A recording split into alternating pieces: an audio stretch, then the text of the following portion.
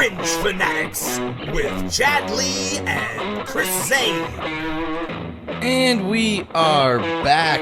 It is Fringe Fanatics. I am Chris Zane. And I am Chad Lee. Thanks for tuning in. Yes, thank you guys. We appreciate you guys tuning in each and every week. If you are watching or listening to us right now, please like and subscribe to whatever you're listening or watching us on. It helps us immensely. Please do. And if you need to go follow us on social media, you can find us at Fringe_Fanatics on all things social media. But on that note, Chad Lee, how are you doing, sir? I'm doing fantastic, man. I've been doing good. Nice. Yeah. How was your week? The weekend was pretty good. We went to my boss's show in Golden. Plays in a band called Mile High 5. Nice. I forgot to ask, what kind of music was it? It's pretty cool because they play a wide range originals of stuff. And covers. Yeah, it's mainly just covers, but it's cool because they just play anything from Jimmy Buffett to Marshall Tucker Band to Led Zeppelin. Yeah, they're pretty talented. The whole array of classic rock hits. Yeah, pretty much. Yeah, that's cool. Yeah. It was entertaining. It was a good time. Where was it at in Golden, you said? In the Zone. It was actually, dude, it was nuts because there was TVs everywhere on one side of it that was dedicated to dog tracks. Like, you could go in and bet on dog races. Damn. Yeah. It was, I had That's to like... pretty wild. Did you feel like you were in the zone? I was just, I was in the zone. But Get in the zone. Itching, Auto man. zone. My gambling just fucking fingers were like, oh my God, I want to bet on horses. I want to bet on dogs and everything. But I didn't. This is kind of a crazy thing. My dad actually owned one of the best greyhounds in Colorado for several years. No shit. Yeah, him and his friends had Beam's kennel because they all like drinking Jim Beam, which is funny because I fucking hate Jim Beam with a passion. Yeah. But yeah, him and his friends bought a kennel of greyhounds. One of them, Beam's Full Moon, ended up winning the Triple Crown at the. They used to have a greyhound track out in Commerce City, actually. Oh wow. Yeah, my dad actually helped pave it and do a whole bunch of work there. Holy shit, man. He also owned a dog that was insanely good at chasing the fake rabbit around the track. But at one point, after it retired, dude, they were getting like insane amounts of money for that dog's semen. Whoa. Yeah. Just like studying these, or yeah, they whatever studied they call him out. it. Yeah. Damn, that's Yeah. nuts, man. And when I hear about like that with like the horses and stuff, like, you get a lot of money for horse semen. Yeah, That's some fucking crazy shit it's right wild. there, man. Yeah, I mean, you want to talk about like a baller move when you're really to that level where you're like, I'm so rich, I'm just going to buy fucking thoroughbreds and, you know, the best racing horses or dogs out there. Like, that's stunning right there. That is stunning. Yeah. It was pretty cool for a while. Like, there's pictures of me. I used to go to the track all the time. I and, never like, knew hang you did out. that, dude. Yeah, it wasn't like I was involved No, but a lot. you but, like, went, at I was least. like 13 or like in my like early teens, and yeah, I'd be at the dog track like walking around and stuff, and like I'd get to go back in the kennels and like see the dogs and stuff, and yeah, but That's fucking crazy. But then you find out greyhound racing's not exactly the most humane thing in the world as you get older. Animal rights activists don't like it too much. As far as I know, the dogs were treated with the utmost respect from what I saw. Right. I mean, the way I look at it is like the dogs, I can kind of get by. The dogs love to run. I mean, horses love to run too. But just like when you see them just like whipping the horse like constantly, I'm like, yeah, I don't know. It's not. I don't really get into horse racing. And also, those guys are like weigh like fucking 90 pounds. They're all those tiny little horse jockey dudes. Fucking Tobey Maguire. There's a part of me man. that feels like they just like being like the dominant thing on the horse because they've got little man syndrome. Yeah, they all must have it. Growing up, you know those guys that have little man syndrome. Yeah, we've all met those guys. Yeah, definitely. But what about you, man? How was your weekend? My weekend was full of stuff that needed to get done, unfortunately, all of Sounded which none of very it I busy. really planned on. Yeah. Very busy. Yeah, because getting the car done took a little bit longer than I thought because I had to do a whole bunch of shit, like, you know, valve cover, gasket. Then there's, which I could have waited on, like I was telling you the other night, but then I got in to go to work the other day. I think it was on Thursday or Wednesday. I can't remember. And a check engine light was on, and I was like, dude, what the fuck, man? Luckily, it was just some stupid fucking evap sensor. Oh, I don't know. okay. One of the many sensors on a car that I'm like, Thousands I don't of know what sensors. it's, you know, I don't know what it does, but it was apparently going to make my car run weird. So did all that stuff, changed spark plugs too. Oh, sweet. Did a little, because I already had to take the fucking valve cover You're off. already in there. They needed to be done. So yeah, I did that stuff. That was not fun. but it works, so I'm happy on that note. Yeah, so, that's cool, man. Yeah, save some money. Fucking pet boys over here. Yeah, so it turns out with Google and YouTube, you can pretty much do anything. Yeah, that's pretty rad, man. Well, there's a lot of people that can watch that shit and still get confused. Yeah, and dude, don't get me wrong. There's been times I've watched, like, I'll usually watch a video like a couple times. Like, oh yeah. The night before I'll watch it once, and then right before I do, I'm like, I better watch it again just to make sure. And then, because we're forgetful, and yeah, even then I still fuck things up. And then always, dude, there's something like, it's like I told you, like I pull the valve cover off. Well, before I did that, I pull out the coil pack, which goes over. It's like part of the ignition stuff. Yeah. And there's these little like rubber things that go down into the block over the spark plugs. Two of them didn't pull out. They stayed in. They didn't want to leave. Oh, fuck. And How'd then, you like, get them out? Dude, I pulled so fucking hard. Like, I was like, God, God. And I probably should have got, like, I didn't want to spray anything down in there, so I ended up just grabbing them with the needle nose pliers, and then a part of it just came off, and I was like, fuck, I guess I'm going to have to go to Napa. That was Sunday. Fuck. That was Sunday at 5:30, and then I had to go pick up Meryl she had a festival at the Beltane Festival out in Fort Morgan, and yeah, I had to leave to go pick her up, and I was like, fuck, I barely made it to go pick up the part. Whoa. And then came back, and then, yeah, Monday night, I feel like I've been rambling for a while, but then Monday night we recorded a demo at Andrew's house because we're getting ready to go record here in like 3 weeks, 2 weeks. And then that ended up taking way longer because we were all bullshitting and stuff, and then it's like I get home at like halftime of the Nuggets game, just in time to sit down, finish watching that. That's fucking busy, man. Now you're fucking here. You can sit down. You can sit down. We can relax. Have a shot. We can take a shot. Let's take a shot. I'm feeling much better this week. Things seem to be working smoothly. That's good. Fingers crossed. Like everything looks to be going well on our end here, technically. Yeah. So things are on the up and up, man. Well, cheers to that, man. Cheers, man. Episode 32. 32, yes. Chad was right. I was wrong. It was 31 last week. Okay. So I was an idiot. Nick Bolton's number. Cheers to you guys. Thanks for sticking with us. We appreciate you. We'll keep it going. Yeah. Cheers, man. Cheers. That first one. I needed that, man. That was a busy fucking day. Couldn't wait for that shot. Busy day at work, eh? Oh, yeah. Always having to pull the weight. On that note, let's get into headlines because there's been a lot of stuff going on in the wide world of sports. There sure has been.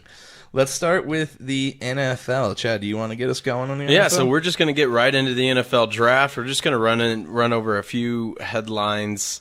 Not obviously going to get into each and every pick. That would take far too long, but we're just going to run over these. Bryce Young goes number 1. We all expected that. I'm kind of interested to see how that's going to work out for Carolina, man.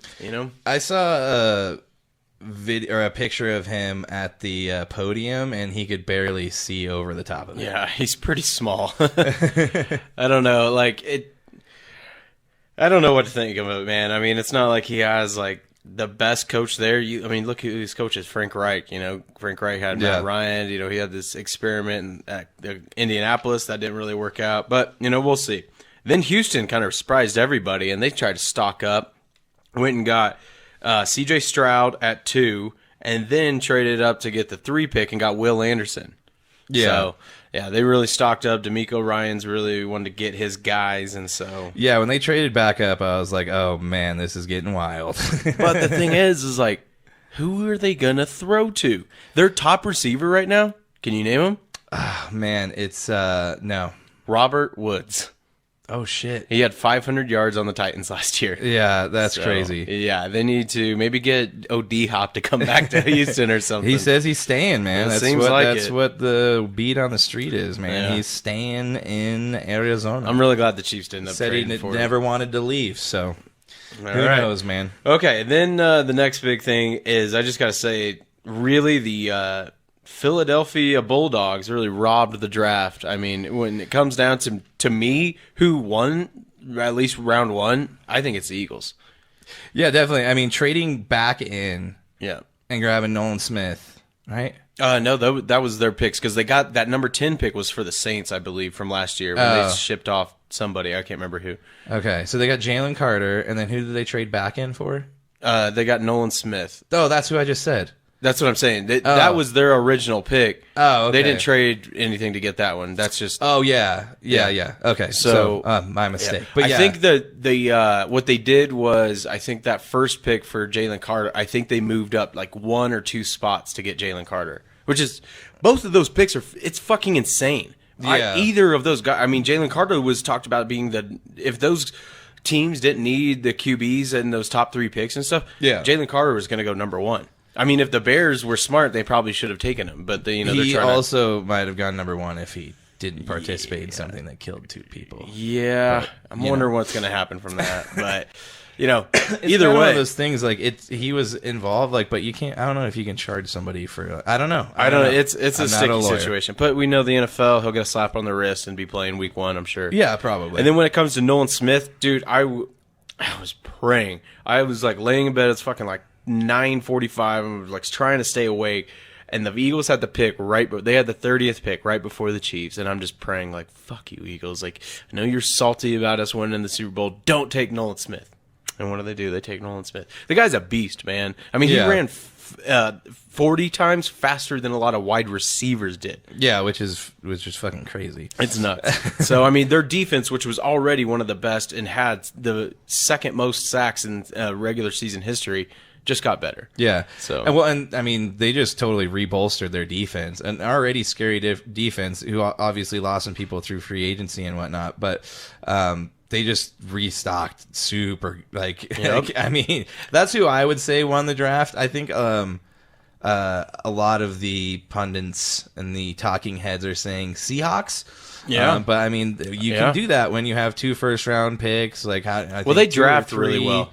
They do draft really well. They did. Last year was one of the best draft classes in a long time. Devin Witherspoon was who they drafted. Yeah. With number 5. Did you see that hit? No, I got to send you this highlight. So if anybody hasn't seen highlights of Devin Witherspoon, he's a cornerback, Illinois.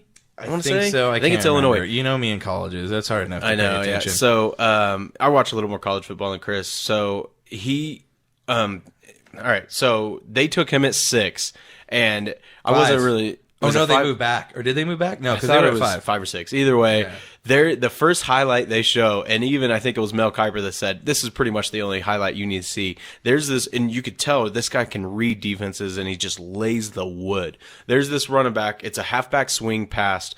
There's a running back running out, in the flat right after the ball's hiked, and Devin Witherspoon just knows it and beelines it for this running back and takes his soul, man. I got to send you this highlight. We'll try to post it or something, man. Yeah. He fucking lays this guy out. I'm like, holy shit.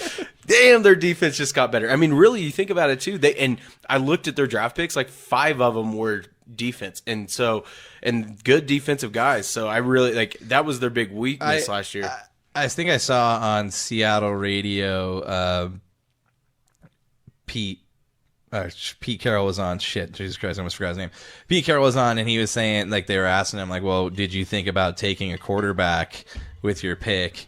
And he's like, we were definitely looking at Anthony Richardson. We flew out to see him. We wanted to be around him, and he's like, I think he's the greatest athlete in terms of quarterback to be drafted to date. Even more so than Cam Newton and people like that, Lamar Jackson and those folks. But and I think they did. I think they did want to do that. It's really but I mean, the Colts took him, and so that's something I really. But I mean, they locked down Geno for 3 years, so I mean, next year, a lot of people are saying Geno is going to get found out this year. I think a lot of people. Maybe I don't know. Maybe this is. I mean, he resurgence. kept that consistency going, and you would have thought that a lot of these. You would think they would have found adjustments. That's and true. Stuff. But just the last thing on the Eagles, day 2, they traded like a 6th and a 7th or something for DeAndre Swift. Yeah, he's a guy that's crazy. He's had a lot of injuries, but when he's healthy, I mean, he was a fantasy, steal. I mean, I had him on my fantasy team in a couple leagues last year. Yeah, and one of the best rushing teams in the league just gets better. Gets better. I mean, it's nuts because I just love fantasy football, and I know I bring it up almost every episode, but I always keep brainstorming where I'm going to go and what approach I'm going to take months in advance. And I'm already thinking about it. And then last year I went all in on Eagles, and I thought, no, stats wise, there's no way that's going to hit again. And then after the draft, I'm like, nope, I'm going the Philly route again. Jalen Hurts, AJ Brown, everybody. Yep. Yeah. So well, sure. I mean, you talked about the Eagles moving up. Well, they didn't move up. They grabbed Nolan Smith. But who did you guys pick? Let's get into our teams a little bit in terms of the draft. We will. Just real quick. Oh, you have one more? Just a couple more things I want to get into before those, because we'll get into that a little bit. My bad. I jumped the gun, people. No, it's all right. I'm sorry. I just want to talk about Will Levis. And mayonnaise man. Yeah, he fell to the second round. Crazy. I felt bad for him, dude. I know, but I think it's the right situation. I mean, they fell. I don't think. Yeah, he was obviously overgraded in terms of. It was this weird hype that happened before, like a week before. He's like, there's a Reddit, comment that comes out that all of a sudden saying he's going number one, and then he has to sit there and they go to him. Like somebody counted how many times they cut to Will Levis, and it was like some insane amount, like hundreds, so many times. Yeah, and the memes of his girlfriend being like, "Oh my God, like, what am I doing with this guy?" And then now that he's drafted and like to the Titans, like right in the top of the second round, she's like, "I'm sticking by him. We can't wait," and all this. It's funny, but yeah, you got to give her credit, man. Yeah. So I mean, second round, he's still gonna make a shitload of money, dude. Yeah, it's just. You can't expect a guy from Kentucky. And I mean, it's like what I say about guys like North Dakota State and stuff. I think level of competition that they play at really needs to be factored in more. And, he did play in the SEC, but it's not like he won a lot of games in the SEC either. Yeah, he does have a hell of an arm. Yeah, that is true. So he did go to the Titans, going to be playing behind Tannehill for who knows how long. So they've now this is their quarterback room. It is Ryan Tannehill, Malik Willis. That's nuts, dude. And Will Levis. He was taken in the third round last year, and then they went and got Josh He was another guy that was supposed to go to the first round, or go in the first round. Yeah, Malik Willis. He's fast, and he played against the Chiefs last year a little bit. I think he was Josh Dobbs. I can't remember, but either way, it was just like, that GM there has made so many mistakes. I mean, they traded away AJ Brown. Yeah. But all right, the last thing I want to get into, which is kind of a off the ball, curveball, whatever you want to call it. The 49ers in the third round take Jake Moody, a kicker, in the third round. At one point, Sebastian Janikowski was drafted in the first round. So what are you going to do? Oh, wow. Man? I didn't realize he was drafted in the first round. Pretty sure That's he was crazy. a first-round pick. But yeah, I mean... So you can either go two ways with this. This is what I wanted to bring up. Either they feel, Kyle Shanahan and John Lynch feel so confident their team is complete, which is very, very likely. I mean, they went and got Hargrave from fucking the Eagles. Well, and not to mention, dude, they have like a stable of quarterbacks right now. Because I thought for sure... Trey Lance was gone at draft night. Oh, Purdy Birdie over there. And then, I mean, they've got C-Mac. They've got tons of talent. They've still got Deebo Samuel. He's one of my favorite players in the league. And so maybe they think their team's so complete, they feel confident with getting Jake Moody, who's a kicker, I believe, from Michigan, he's got a leg, So, they moved on from Robbie Gould, who was a legend. Do you know who's the highest scoring person on most NFL teams? Yeah, a kicker. The fucking kicker. Yeah, that is so true. So, yeah. I mean, Jason Kyle Elam, Shanahan, I think, is the number one scorer in the Broncos. So. He had that before McManus broke the record, that longest kick, right? McManus, I think only tied it. No, really? Justin Tucker broke it last. In Denver? Not in Denver. It was somewhere else. Like longest? Yeah, it was like Detroit. It was Detroit. And honestly, I think it was the 61-yard field goal. No, I think he tied it too. I don't think he broke it either. Oh, okay. Because I think the farthest is 67 yards. That's nuts. That's insane. But Yeah. I mean, Justin Tucker is the best of all time. Yeah. So it does pay to have a lockdown kicker that you don't have to worry about, and it is so. But I just thought I wanted to mention, like, a kicker going to third round. That's like when you're in fantasy and you got that guy that doesn't know what he's doing in the fourth or fifth round. I mean, dude, they're pretty damn good at drafting too. I mean, like you said, they might just be stocked enough to the point where it's like, you know what, Robbie Gould is not going to be around forever. And he's already old. Well, they already cut him. They cut him? They cut him like a couple months ago. Well, dude, that's why they drafted a kicker. Yeah, no, for sure. But I forgot about that. Yeah, but I mean, it's nuts because most times they're picked. It's hard enough to keep up with kickers. We can't believe we're talking about a kicker in the draft. I know. That's why I wanted to bring it up. It's nuts. You don't see it. And Jake Moody is kind of a cool. Oh, name. Another cool thing. I can't remember his name. The scout for the Cowboys. That was cool. I'm glad you brought that up. Deuce Vaughn was the running back from K-State, who I watched a lot of K-State games this year, obviously, and this dude's like tiny, 5'2", literally smaller than Darren Sproles, dude. Yeah. Darren Sproles, I think, was 5'6". Well, I mean, they say he had some pretty good film in college. I mean, man. He was deserved to be drafted. Did you watch any Deuce Vaughn? No. Oh, man, he breaks tackles nonstop. I know.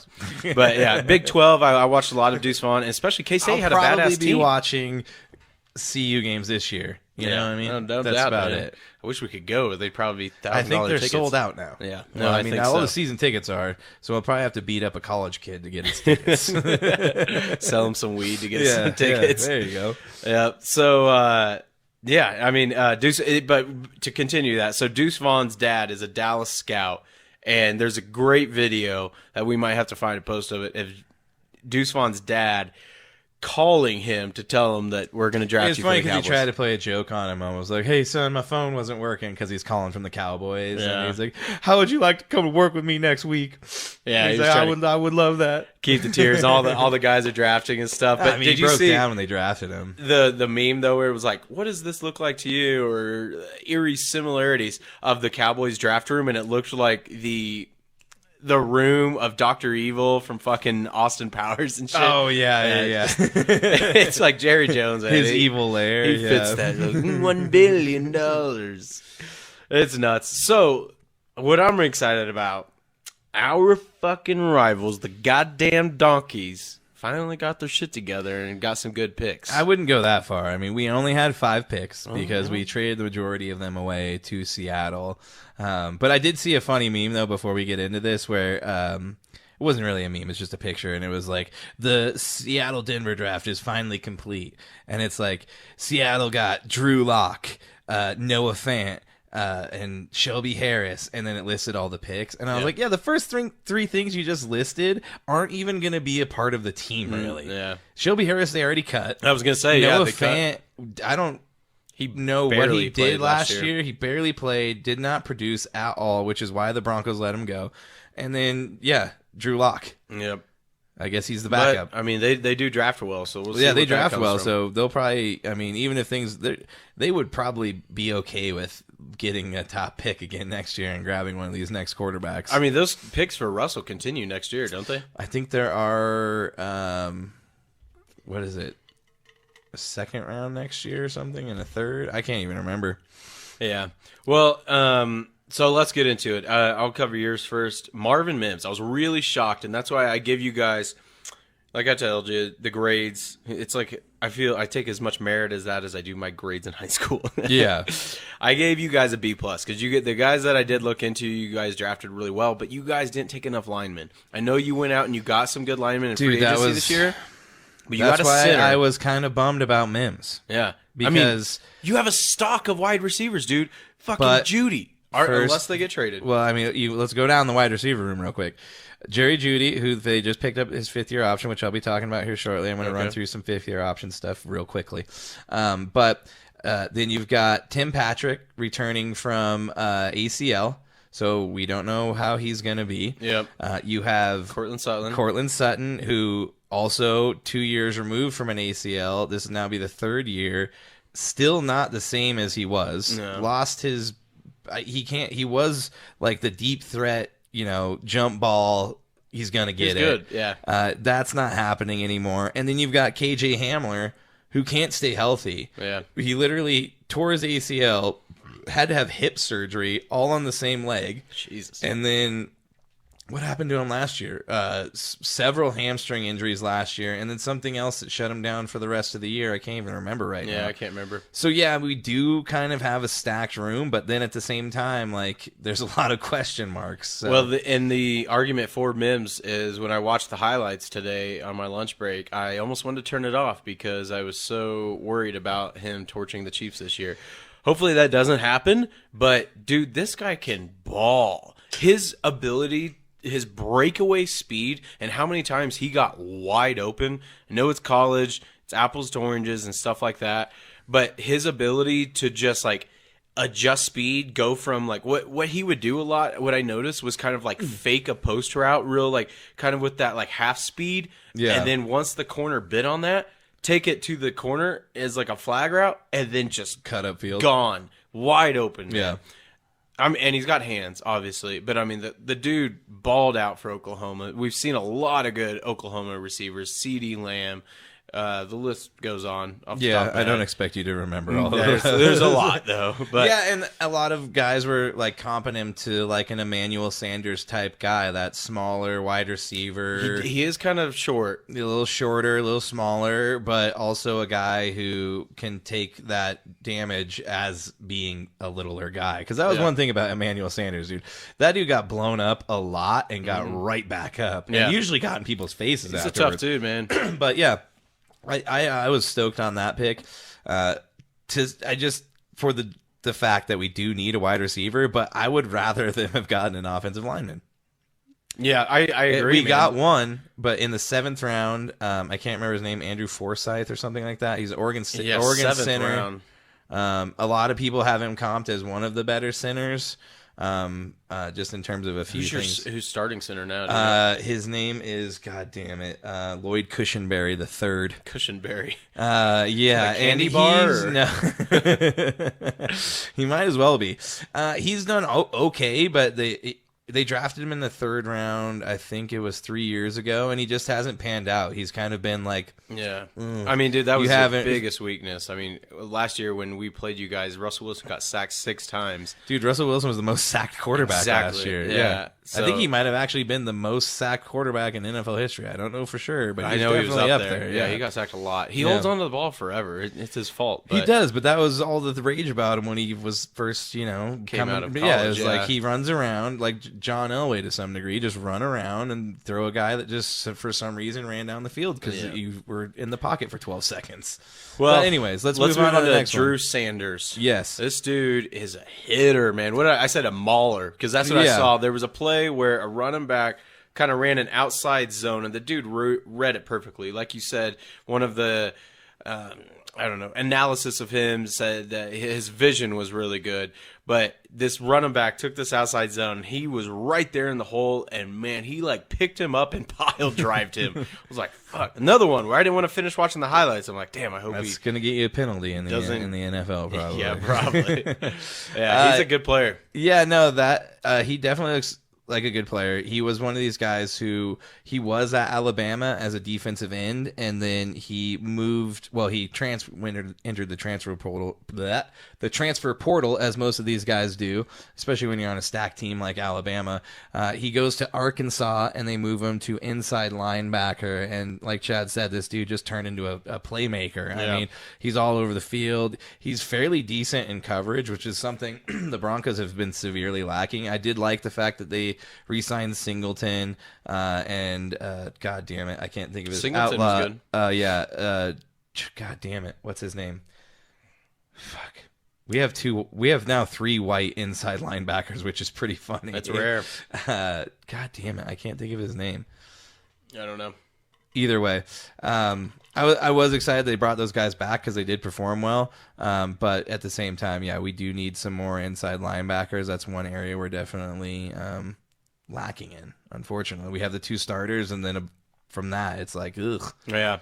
But, well, that's a couple of good picks right there. I didn't really watch the highlights for the other 2 or like the rest of them, but like from that right there, that's definitely, you could see where Sean Payton's having an influence. Yeah, well, and like I was telling you, that Mims pick I think was definitely Sean Payton special because, like I was saying, George Payton doesn't like trading picks away; he likes gaining picks. So I think that was definitely Sean Payton's doing. But let's get into your guys' 32nd pick, and I'm going to take a swing at this. Is defensive end, right? Yeah, Felix and Anudike Uzoma. Cool. That's pretty much it. Anudike. Okay. Yeah, I think it's Anudike. An I makes it seem weird. It's so tough. Yeah, it might be Anudike. I tried, guys, but anyways. It's pretty much it. Yeah, I think you got it. It's a tough one. And he's also from Kansas State. He's from Lee's Summit, Missouri, which is like... Missouri. 30 minutes. Like, it's so close. Kansas City. Grew up... There was a really cool photo that was released a couple of days ago of him in 2004 when he's probably like 10 years old or something. And he's in Arrowhead, got to visit, just kind of got his hands up.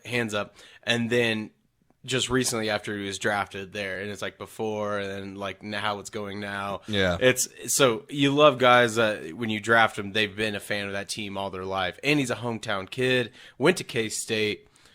I was really bummed that the Eagles took Nolan Smith, and then it kind of really, patched my wounds up whenever I saw that this guy was a hometown kid. Yeah, it's at least a cool story, Yeah, definitely. And I mean, the guy's got a motor. I mean, there's when I was watching his highlights, times where he was sacking Max Dugan because he played TCU a few times, who went to the national championship last year like 4 times. I mean, the guy, there's multiple games where he had 4 sacks. He had 19 sacks over the last 2 years, I believe. He's got a motor. Yeah, and I mean, defensive line is always on the needs board for any NFL team, especially depth, because those guys get hurt a lot. They're in the trenches constantly. Well, we released Frank Clark, so we definitely needed that position. Yeah, you need someone to come in and fill Frank Clark's position. I don't think he's got picked up by any team. Have you seen any news of that? I haven't, dude. There's still a lot of people. Like, it's crazy. Ezekiel Elliott's still available. Isaiah Pacheco was actually trying to recruit him the other day. I saw that. Oh, really? Damn, dude. Because I know you guys already Mahomes is kind of friends though. with him, and we did. I was happy about that, but I really hope we don't get Zeke, man. I don't want that cancer on our team. Well, let's get into Rashee Rice, which is your 2nd round pick, correct? Happy about this, man. Yeah. This I actually heard steal. this was like your guys' low key. They brought him in for a workout, like didn't release any information. Yeah, didn't say anything about it. Yeah, and then brought in Zay, and then brought in somebody else, Quentin Johnson from yeah, GCU. Brought in those guys, and I feel like it was all a smoke screen. That's what I've heard. Is Veach was trying to like show people like, oh, we're interested in Zay Flowers, we're interested in Quentin, and then they were taken. And then right there is Rice available for us. Because if you watch his highlights, I mean, the guy reminds me of like a Chad Johnson. He's tall, lanky. He actually was tied for the highest vertical at the combine. So he can jump really high. And in the first highlights that I watched, I mean, that's the dude lays his body on the line. There was a play where he just jumps up. He's from SMU, if we haven't mentioned, and grabs the ball at the high point and then just falls down on the ground. You just see his body just, oh, shit. Shaking up a little bit, bounces up, but for those guys that are able to just like they're willing to lay their body out there and get the ball and still come down with it, I felt pretty confident about it. Yeah, that's nice. Yeah, look, he's 6'2", 203 pounds, so he's definitely not the biggest wide receiver, but he's definitely a bigger wide receiver. Any wide receivers over 200 pounds, those are usually going to be your bigger over the top guys going up for jump balls. That's what we need too. I've been looking forward to Mahomes playing with a bigger wide receiver for a long time. He's been playing with you guys short really guys. Got a bunch of short guys. McCole and Tyreek. So yeah, it's time for Mahomes to have a bigger target. Yeah, definitely. Yep. Well, I'm glad you guys got one. Yeah, thank you. The rich get richer. I don't know about that, man. I think the Eagles are just going back to the Super Bowl. Well, yeah, again, the rich get richer. So, yeah, they probably will be in the Super Bowl at this point, man. Yeah. So, real quick, I did want to run down. There's quite a bit of NFL news for once. We had a little bit of lull in the NFL world the last couple weeks. Just a couple of headlines. I'm just going to run down some NFL headlines. But in fifth-year option deadline is what I meant to say, which came, I think that was Tuesday. So in that regard, in the fifth-year options, Jordan Love, instead of getting options, signs a 1-year extension with the Green Bay Packers. He's getting $22.5 million and $13.5 million guaranteed. So, I mean, they didn't go all in on Jordan Love, but, I mean, they made a little bit of a commitment. Yeah. It was more of like a pat on the back, like, hey, man, we support you. That's what that is. Well, it's just crazy we've gotten to a point in the NFL where $22.5 million for a quarterback, like, that's not a bad deal. That's crazy, dude. It's so fucking nuts. For a guy that's never shown anything. Yeah. Played a total of like maybe I think two or three. 2 games last year, I think. Yeah, he played against the Chiefs one time, but I mean, he did all right, but we still beat him. It's just like, wow, what?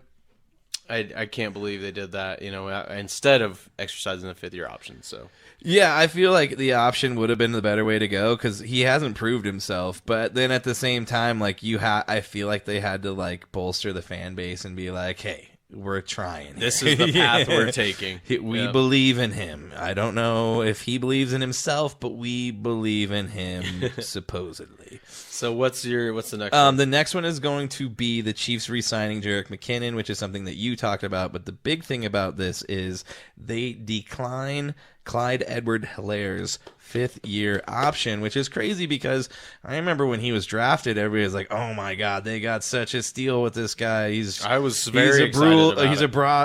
A bruiser and a brawler. I just fucking made the. He just couldn't stay healthy, man. Yeah. He could never stay healthy. I mean, when he was in there, he was okay, but he got to a point where he would never really break too many tackles. But then you look at a guy like Jet McKinnon, and I told my friends I would, in the past, never support them re-signing a 31-year-old running back. That's unheard of. But the guy broke the NFL record with 6 straight NFL games with a TD catch last year. Yeah, he was awesome, especially out of the backfield catching the ball. But he had that long catch against you guys last year. Remember that shit when he flipped that ball? Yeah. You got up and went and got a beer after that. I remember that. Like, motherfucker. Fuck this. So game. I was hoping they would re-sign him. They did. So yeah, that one was just surprising because I mean I figured they would have picked up Hilaire's option just because I mean you could still have Jerick McKinnon and pick up his option. I mean, but they do have a lot of money, tied up. So what are you gonna do? Yep. Big thing here, going to hit 2 linemen. Jets decline Mekhi Becton's 5th-year option, stating injury problems. Guy could not stay healthy. Never. When he came out, everybody was like, "This guy's a giant. He should enormous. be able to just wreck anybody." I think he's like 6'7", 340 or something. Yeah, I don't know his exact measurements, but he is a giant man. I think 6'8", actually. Yeah, he is one of the bigger linemen in the league. He just can't stay healthy, unfortunately. The other one I wanted to mention, the Giants pick up their left tackle Andrew Thomas's $14.175 million option. They got to protect that Danny Dimes now. They got all his money invested in him. So smart move. Definitely a smart move. Let's hit some wide receivers real quick. Bronx pick up Judy's $12.98 million 5th-year option. The Vikings also pick up Justin Jefferson's $19.743 million option.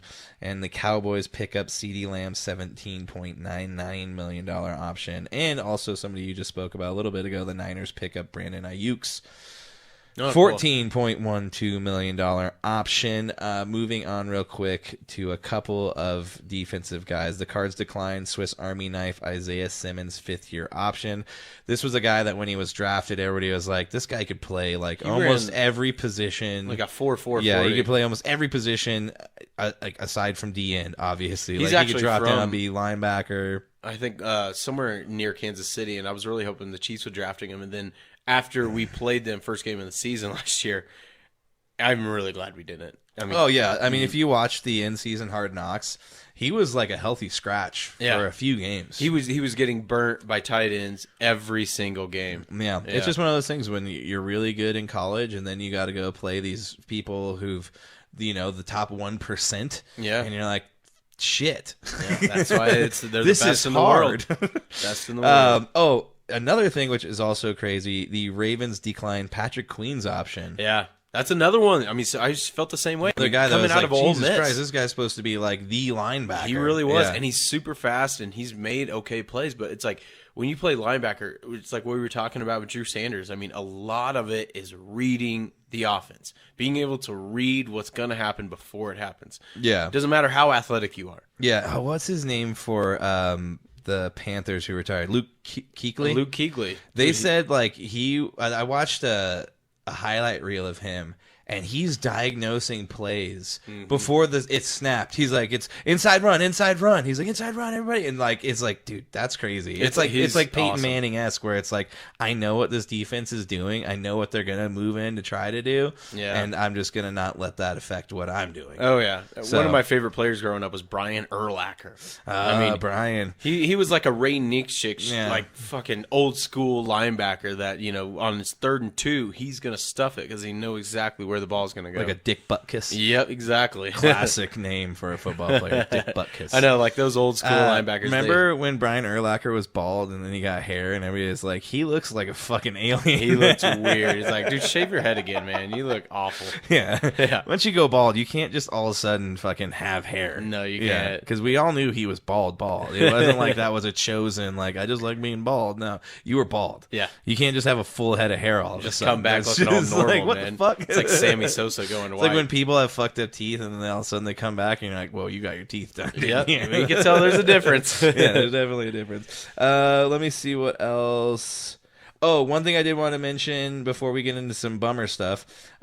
Super Bowl 57, most watched telecast in history. That's right. Averaging 115.1 million average viewers. Beating out Super Bowl 49 when the Pats beat the Seahawks, the infamous... Why the fuck didn't you run the ball? It was an entertaining Super Bowl. That's it was for sure. an entertaining Super Bowl. So we are going to get into two kind of bummer stories. Why we left these for the end, I don't know, because we probably should have left headlines on a high note. But here we go. I'm going to start off. So we all know Henry Ruggs was charged with vehicular I think basically... I don't even know all the things he was charged with, but he now has been he pled guilty. Yeah. And it is, let's see here. I think it's up to 10 years. Right? 3 to 10 years in prison. So he deserves it, man. he It's definitely fucked up. does. I think Like it happened when you at read 4 in the about morning. when you read about the accident and like hear how far her car traveled when he hit her, it's like 500 feet after he hit her. Her Well, how car fast stopped. he was Yeah. going. He was over going like 100 130 miles per hour. And then you see clips or video of the car engulfed in flames. Oh yeah. And the worst part is her dog died too. Yeah, That's the those are the fucked up things. Those are the things though that always make me feel bad because I'm like, oh, that's a bummer she died. But then you find out there's a dog in the car, and you're It's like no, it's fucking awful, man. that motherfucker, throw the book at Yeah. her. But then it's like a person where like, Oh, he fucked dang, up. that sucks. Yeah. When I found out the other day, I was listening to one of the podcasts I listened to, and they said that there's a website where you can type in and find out if a dog dies in or not. You know what? There's not a website like that for kids dying. No, there is one for nudity though. Oh, I bet so. Yeah, that's Mr. Skin. Yeah, wasn't that what it was in that Knocked movie? up. Yeah. That might be a real. Oh no, that was there. They were coming up with that. Yeah, and it then was at like, the end dude, they it's found Mr. out. Skin. They found out that there was one that already existed, and they're super bummed. They're like, no, It's such a great movie. all that time. But regardless, the point is like people care more about dogs. They do. It is kind of fucked up, but Yeah, it at is the true. same time, But dogs either dying way, is sad. throw the book at Ruggs. It's bad. There's actually 3 news stories we're gonna get out. Let's. There's more sad news stories. Well, there's the Jackson and then the Shaq Barrett one. oh yeah, So, yeah, okay, yeah. Let's just get the Shaq Barrett one out of the way. It's Maybe really- we end on the really- Jackson. Let's end it on the Jackson one because we can make fun of him because he's a douche. Yeah, he is a douche. So, all right, take us on this next sad story. It's just a real bummer. We found out on Saturday, I believe it was, Shaq Barrett, outside linebacker for Tampa Bay.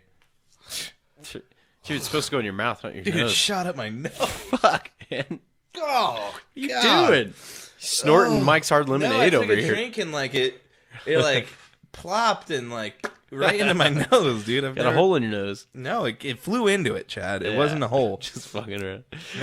Anyway, we're Okay, trying to make so, light yeah. of this horrible story where I guess like the only reason I wanted to mention this news story is because it's like, does he play? I mean, I don't understand how he could possibly try to play, but his daughter died in his pool from a drowning accident, purely an accident. She hopped in there. I don't think when anybody was out there, and you know we've all been through crazy water, just swimming accidents, and it's a really unfortunate story. She was the youngest of 4 children, 2 years old. So, our thoughts and prayers go out to the Shaq Barrett Yeah, family. definitely. I mean, anything. It's just like dogs and kids, man. That shit sucks. It's very unfortunate. Very unfortunate. Yeah, innocent kids don't deserve to not experience life, and it's a super bummer. I mean, I knew a kid in high school who, after high school, had a kid drown in their swimming pool, and it's just like, oh my god, dude. Yeah, it's just. I mean, there's deep. I couldn't ends. imagine. It's super sad. So yeah, I mean, it's one thing if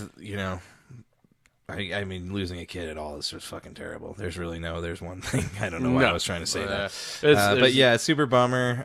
It's in the news, so we just have to talk about it. The other thing we can kind of make fun of though is today.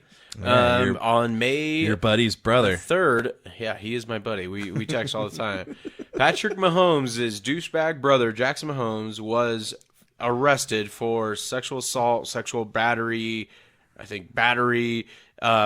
for an incident back a couple months ago, or no, a few months ago. It was right around the Super Bowl. It was right around the Super Bowl at a restaurant where him and some friends were just being belligerent, and he it's weird because the video evidence, you see a waitress kind of smile when he does it, but he kind That's of the owner. Well, I think when he takes the throat, it's the waitress. No, that's the owner of the bar. Okay. Or the I didn't restaurant. realize that. Yeah. So he takes her by the throat and kind of kisses her and forces himself on her, I guess. Yeah, watching it's just I want to know what was happening that led to that, because the interaction was so weird. Because she smiled and kind of acted like it was a joke, but I mean, she must have pressed charges. She did, and rightfully so. Because what he did, when you watch it, you're like, well, that's fucking weird. But like, I just want to hear the audio of like what was transpiring, because it's such an awkward interaction, and like why he does it, like who the fuck knows. But either way, he's a fucking douchebag and he sucks. And I'm sure Patrick Mahomes hates his fucking brother. I'm sure he does. Because I mean, you look at like what Patrick Mahomes has done for the community. He's got a impeccable career. He hasn't been involved with any scandal so far, knock on wood, except for his shitty brother. By association, his fucking brother. Because this isn't the first incident where his brother's been in the news. His wife kind of sucks. But other than that... she's just annoying. But, yeah, that's what I mean. So, yeah, it is what it is. But, I mean, there was an incident where Jackson was at a restaurant in Kansas City, a different one, where he was a fucking just being belligerent, and the restaurant owner had to, like, throw him out, and they were like... I think they either smelled like weed or they were smoking weed. They were just being rude. Well, yeah, and then they were like, he's like, oh, I'll get this fucking place canceled. Like, I'll shut it down. Like, pulling like this whole entitled, like, I'm somebody. And it's like, you're somebody on fucking TikTok, but you wouldn't be shit if your dad wasn't a famous MLB player and your brother wasn't fucking Patrick Mahomes. Yeah, that is Other than that, you're a goober who just literally looks like one of those fucking sociopathic, narcissistic asshole people. Spoiled kids, too, yeah. And the only reason that I'm happy about this is I really hope this is the final straw to where Patrick is like, okay, dude, I bailed you out of fucking jail. You were in the dark. You were like John Wick, dude, excommunicated. Like Aaron Rodgers, dude, cut off your family. Yep. You're bye-bye, man. Stay in Texas. Do not... And I've heard rumors that the Chiefs facility might ban him from the games. And especially if he does get charged with sexual assault, he can't go to the games. So I'm happy about this because I'm tired of seeing him do his stupid stunt. I mean, we saw where he was being interviewed on the panel for Fox Sports after the Super Bowl, and fucking Jackson Mahomes is doing a TikTok behind him. Get him out of the picture. I want him gone, excommunicated. I mean, I hope it happens because well, actually, there's part of me that hopes it doesn't happen because I don't have much shit to talk on Patrick Mahomes. I've got his voice, I've got his wife, and I've got his shitty brother. Other than that, there's not much else I can hate say. him. He's an angel, man. Well, we don't know yet. Sent from the heavens. Yeah, we hope. Everybody thought about Brett Favre, and look at him. Yeah, that's what I'm saying. Knock on wood. Hopefully, nothing happens. But I mean. Yeah, we'll see. We'll keep you guys updated on it. But yeah, Patrick Mahomes, or goddamn it, Jackson Mahomes was arrested today and bailed out. So yeah, $100,000 bail. He's bailed out, but now he's fucked. So we're gonna see what's gonna happen with that. Either way, he's gonna have to register as a sex offender if he gets, if he doesn't, like, if they don't sell out of court or anything like that. But yeah, it's not looking good. So on that note, let's move to baseball. Well, we need NBA real quick. Okay, let's do NBA. We're gonna fly through these though. NBA, it finally happened. We can now the pacify the baby.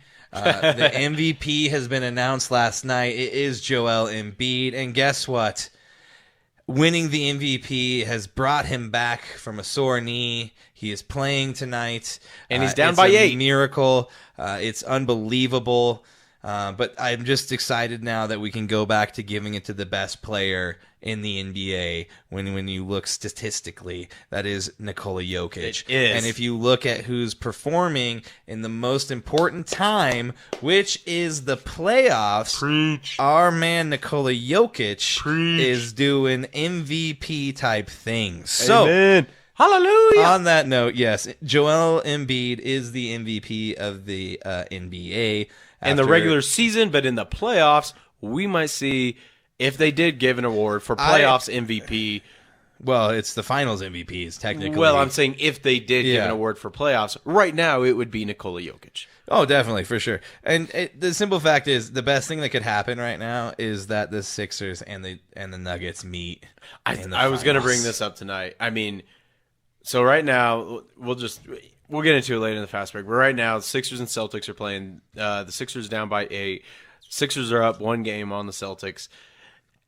If Joel Embiid and Jokic met in the finals, that would be it would be so entertaining to watch. I would fucking eat it up. And I would really think Jokic would really step up and rise to the occasion rather than the last couple times they played where he's like, fuck this, I want this guy just to get the MVP, to get the smoke off my back. I literally think he took those games off after after the game when Joel fucking bitched out. Yep. After that game, at the end of the season, when it was supposed to be the battle of the MVPs, Joel, I think, had an ankle or something. One of the mini games he missed this year.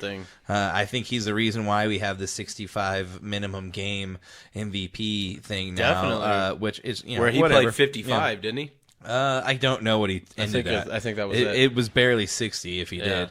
But anyways, regardless, it's over with. Jokic, we know in our hearts, is the MVP. We hate to be biased, but there's a biased buzzer beater. Ring it right now. Yeah.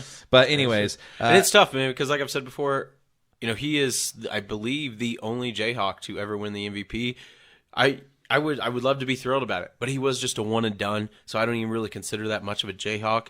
And his whole career and his persona makes me I don't care about the Jayhawk stuff. I just hate the fact of the little subtle jabs he was taking at Jokic without mentioning his name, which just seems so petty and such bullshit. It's so but lame, it is what it is, man. It's over with, and I think Jokic is happy it's over with. I guarantee it. I bet you he comes out Friday night and puts on another show. I think it's going to continue to happen because we see that DeAndre Ayton has no answer for him. DeAndre Ayton, he doesn't know what the hell's happening. No. Jokic is hitting him with them spins, and he's just like, what? Either way, okay. Other thing. Last thing, you going to cover it? Brooks. Dylan Brooks. Take it. Talks and has to pay for it. So technically he didn't talk, but the talking that he did to poke the bear did not pay off for him.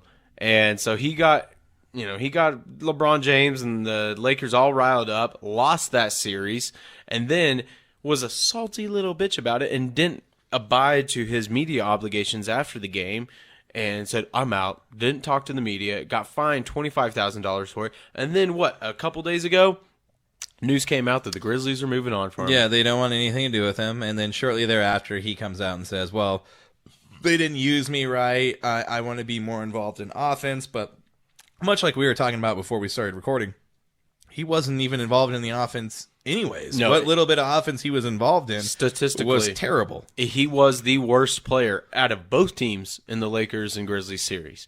And I mean, if that isn't like, because I love trash talk. I like guys that don't. I mean, Dennis Rodman. I mean, all these guys, even Draymond Green. I don't like the guy much, but I mean, it's good for the game. It's good for ratings. All I gotta say is we're fine in the West. Oh, yes. Thank you. John Morant, how you feeling about the West? We're fine in the West. Yeah. No, you ain't, because what happened after you said that? Let's see. Shotgun Willie's, losing record. Rudy Gobert got in a fight with somebody, and you guys fell apart. Yeah. Well, Rudy Gobert was on a different team, but... Oh, shit. No, not Rudy Gobert. It was... Oh, I know you. Yeah. I can't. There was like a fight that happened. They did, but the team just imploded. They imploded, and I mean they've been criticizing all season for not having a veteran on the team. I mean, why is Udonis Haslem on the Heat? He hasn't played a fucking minute in 3 years, maybe 5, but still, it's unlike the NFL where you don't really have that roster space, but in the NBA you might have a guy. We have DeAndre Jordan. He's a great locker room guy where a lot of the guys love him. He's good friends with Jokic. Yeah. And he might play 2-3 minutes a night. 2-3 minutes. You have him on there so that when the team loses to in a big game and the rest of the young guys are like, yo, let's go to Shotgun Willie's. They're like, yo, guys, we just lost. Let's go to the hotel. Let's wake up early and go to the gym. Yeah. So, that was great. Fuck Dylan Brooks. Yeah. The only other thing I had to mention, Chris Paul out possibly through Game 5. Yep. So... Bummer for he cannot stay healthy for the playoffs. Kind of feel like he was like, I don't think we got this. Oh, yeah, my balls hurt. Hey. So MLB, real quick, just want to mention this. I'm just going to run it down, and then we're going to get through this. The worst team in the MLB, the Oakland A's, start the process to move to Las Vegas after striking a preliminary deal to buy land next to the Red Rock Resorts. Much like the Raiders, they will turn the land over to the Las Vegas Stadium Authority, who will act as the landlord while teams are in control of the operations of the stadium. So unlike the Raiders, though, the state authorized a hotel room tax that will provide $750 million of the stadium's proposed $2 billion cost. Damn. So this team's going to cover, I think, the majority of, like, I think it's like 1 point something.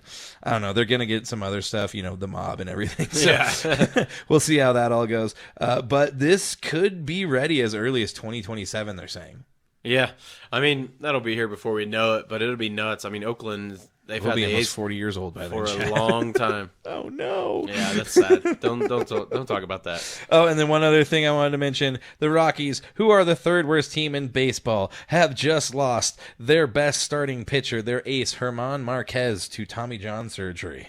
So Not good. Things get worse for the worst. That's why I bet against the Rockies. Yeah, do that. You're going to make your money back. It's pretty much a guarantee they're going to lose every series this year. But on another note, good note in terms of Tommy John, Bryce Harper makes a stunning return. He comes back 160 days after Tommy John surgery, the fastest player to do that in the modern baseball era since Tommy John surgery came about, which I think was in the 70s or something.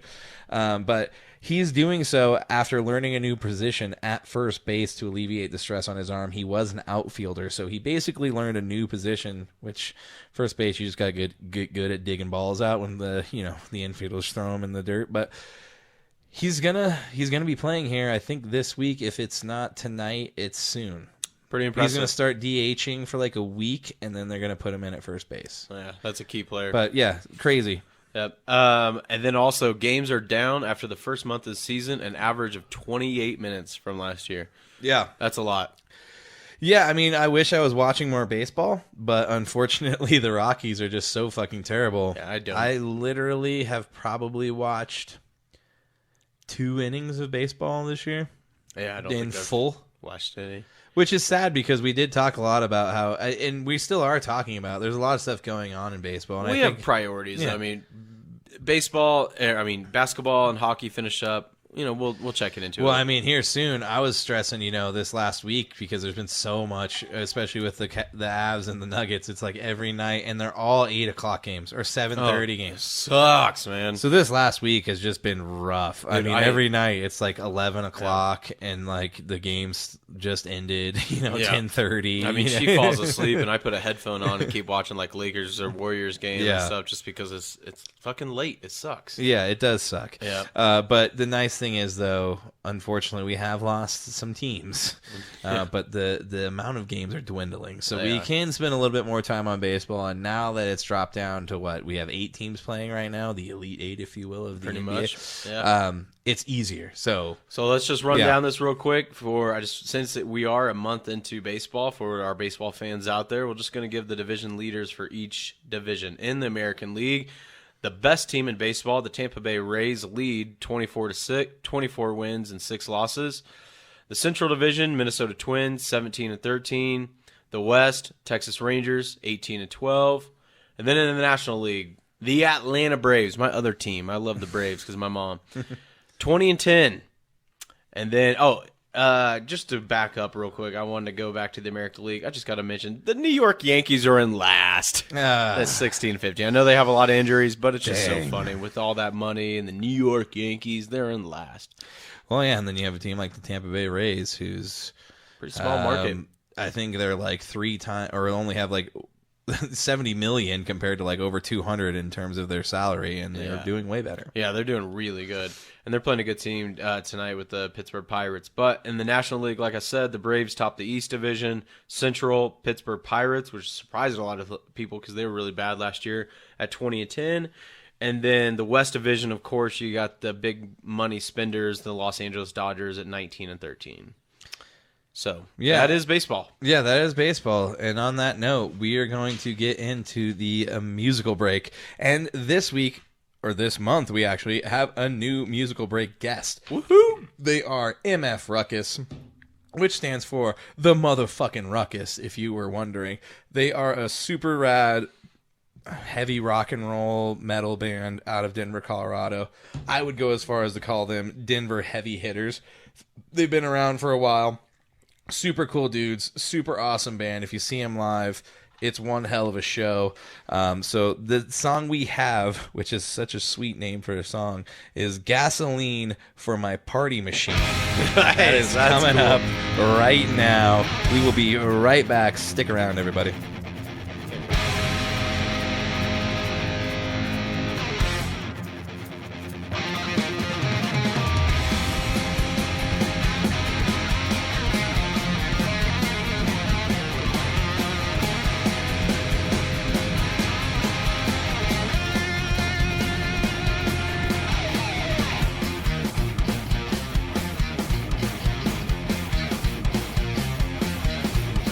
Sundown coming on a Friday night. All I wanna do is rock and roll.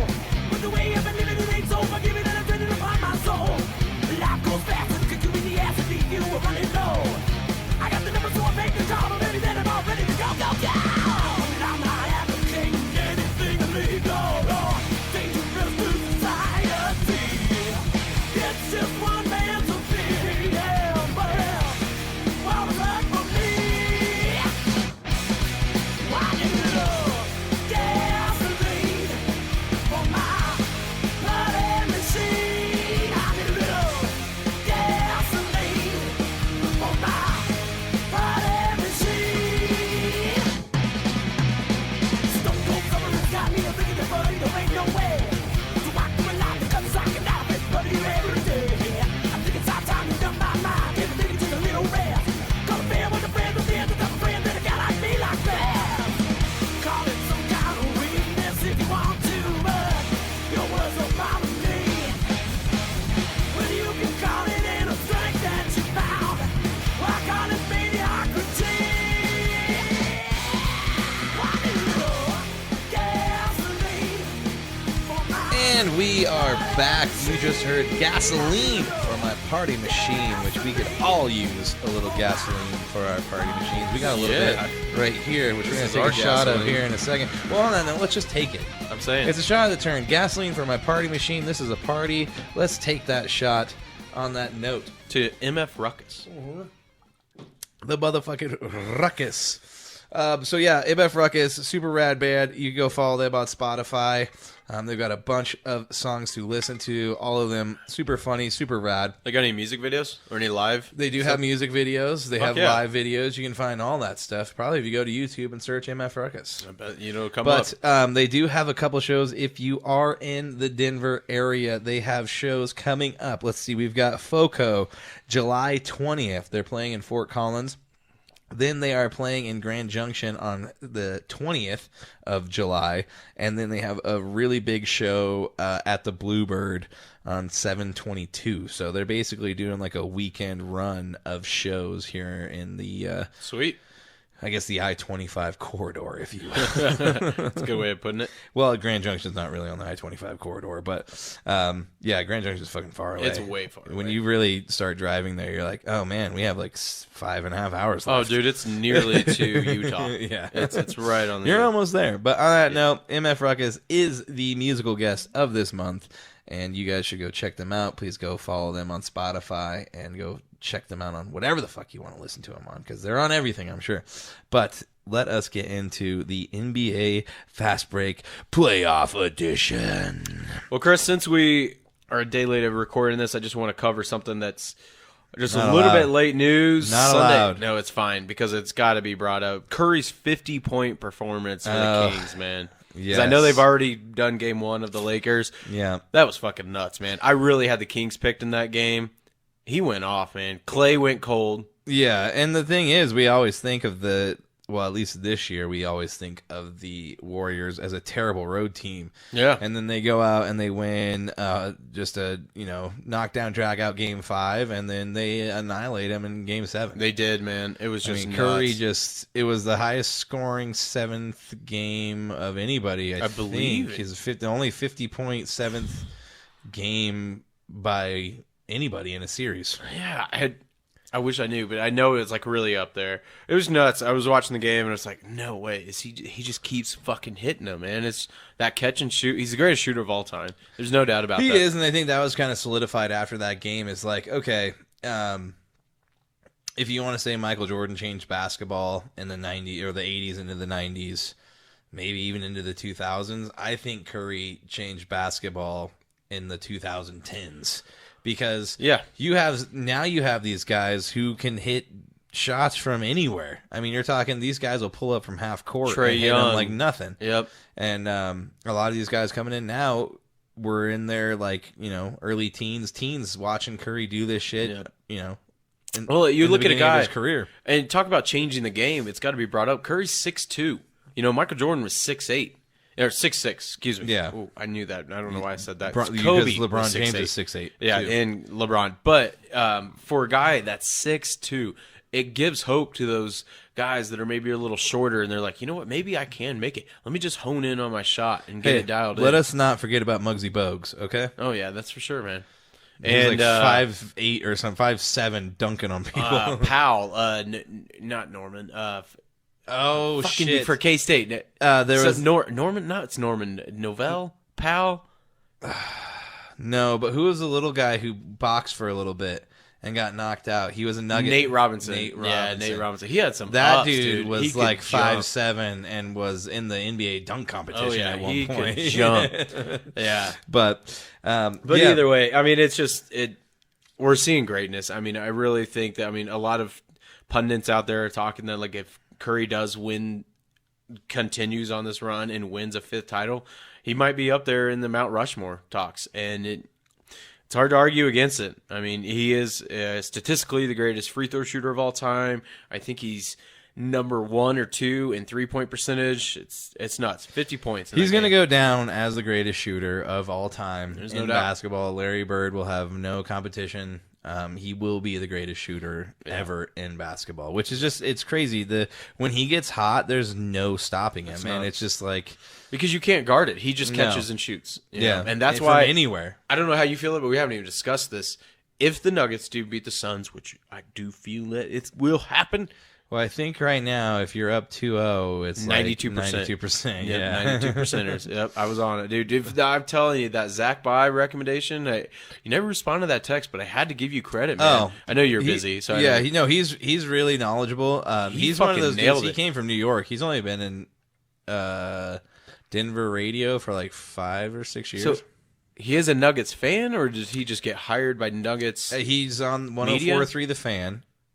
He runs the 11 to 2 slot. So did it's him and Brandon Stokely cover them, or is he a Nuggets fan? He grew up playing basketball, and he just became the Nuggets insider for the Fan. So Zach Bye, he does the Denver radio, and he has a podcast, and I prefer to listen to podcasts instead of the radio. Well, I mean, technically, you can listen to the radio as the radio's become podcast because every radio show now is released. I'm not gonna it's 11:30. Let me tune in to Zach Bye's radio slot. I want to listen to it on my own time. Well, a lot of times I'm sitting in a Bobcat working, and there's a radio in it, and I'm just like, I don't want to listen to my headphones because the battery's going to go low so I'll listen to the radio. I get you. Yeah, and then it's fuck you. I get you. Either way, it was a great recommendation, man, because I looked like a genius because my landlord is a huge Nuggets fan. I still have his Nuggets flag that he just left here. I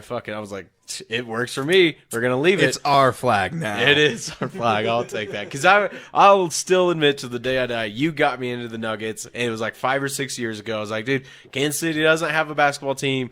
I need to follow a team. So it worked out. And anyway, he breaks it down so well because he made the prediction Aaron Gordon's going to have a huge series. Because the Suns just don't have anybody to guard him. No, they don't have the size because Ayton's obviously going to be on Jokic, and then Kevin Durant, he's going to take that backside help, and then there's Aaron Gordon to step it up. He made the prediction that Gordon hadn't averaged 15 points in the playoffs so far this year And then in that first game, he gets like 23 or something. I can't remember. And then he got 16. Let's just start with the Western Conference. Let's do it. So the Nugs are up 2-0 on the Suns. Jokic put the Nuggets on his back with an example of an actual MVP performance when it matters most. Damn right. He goes for 39 points, 16 rebounds, and 5 assists. Jokic also hit 17 of his shots to counter the lack of shooting from Murray and MPJ, who combined to miss 17 of 22 shots. Yeah. That's insane. Bad. Real bad. Murray finished with 10 points, 4 rebounds, and 8 assists. He went 0 for 9 from deep. He was not hitting anything. No. And this is the thing that we've always talked about with Murray. It's hot and cold, man. And you got to get to a point of consistency. And that's the only thing that scares me right now is Murray. But when you have somebody like Jokic who can just come in and be like, all right, if you guys aren't fucking hitting shots, I'm just going to win this fucking game for He took us. 30 shots the other night, man. Yeah. 30. He never does that. No, he doesn't. But he will when he has to. And Yep. I think we're going to see a lot of games from Jokic this playoff run that are going to be kind of out of the norm for him because I think he's going to do whatever it takes now. Exactly. It doesn't matter. He's going to dominate games if he needs to.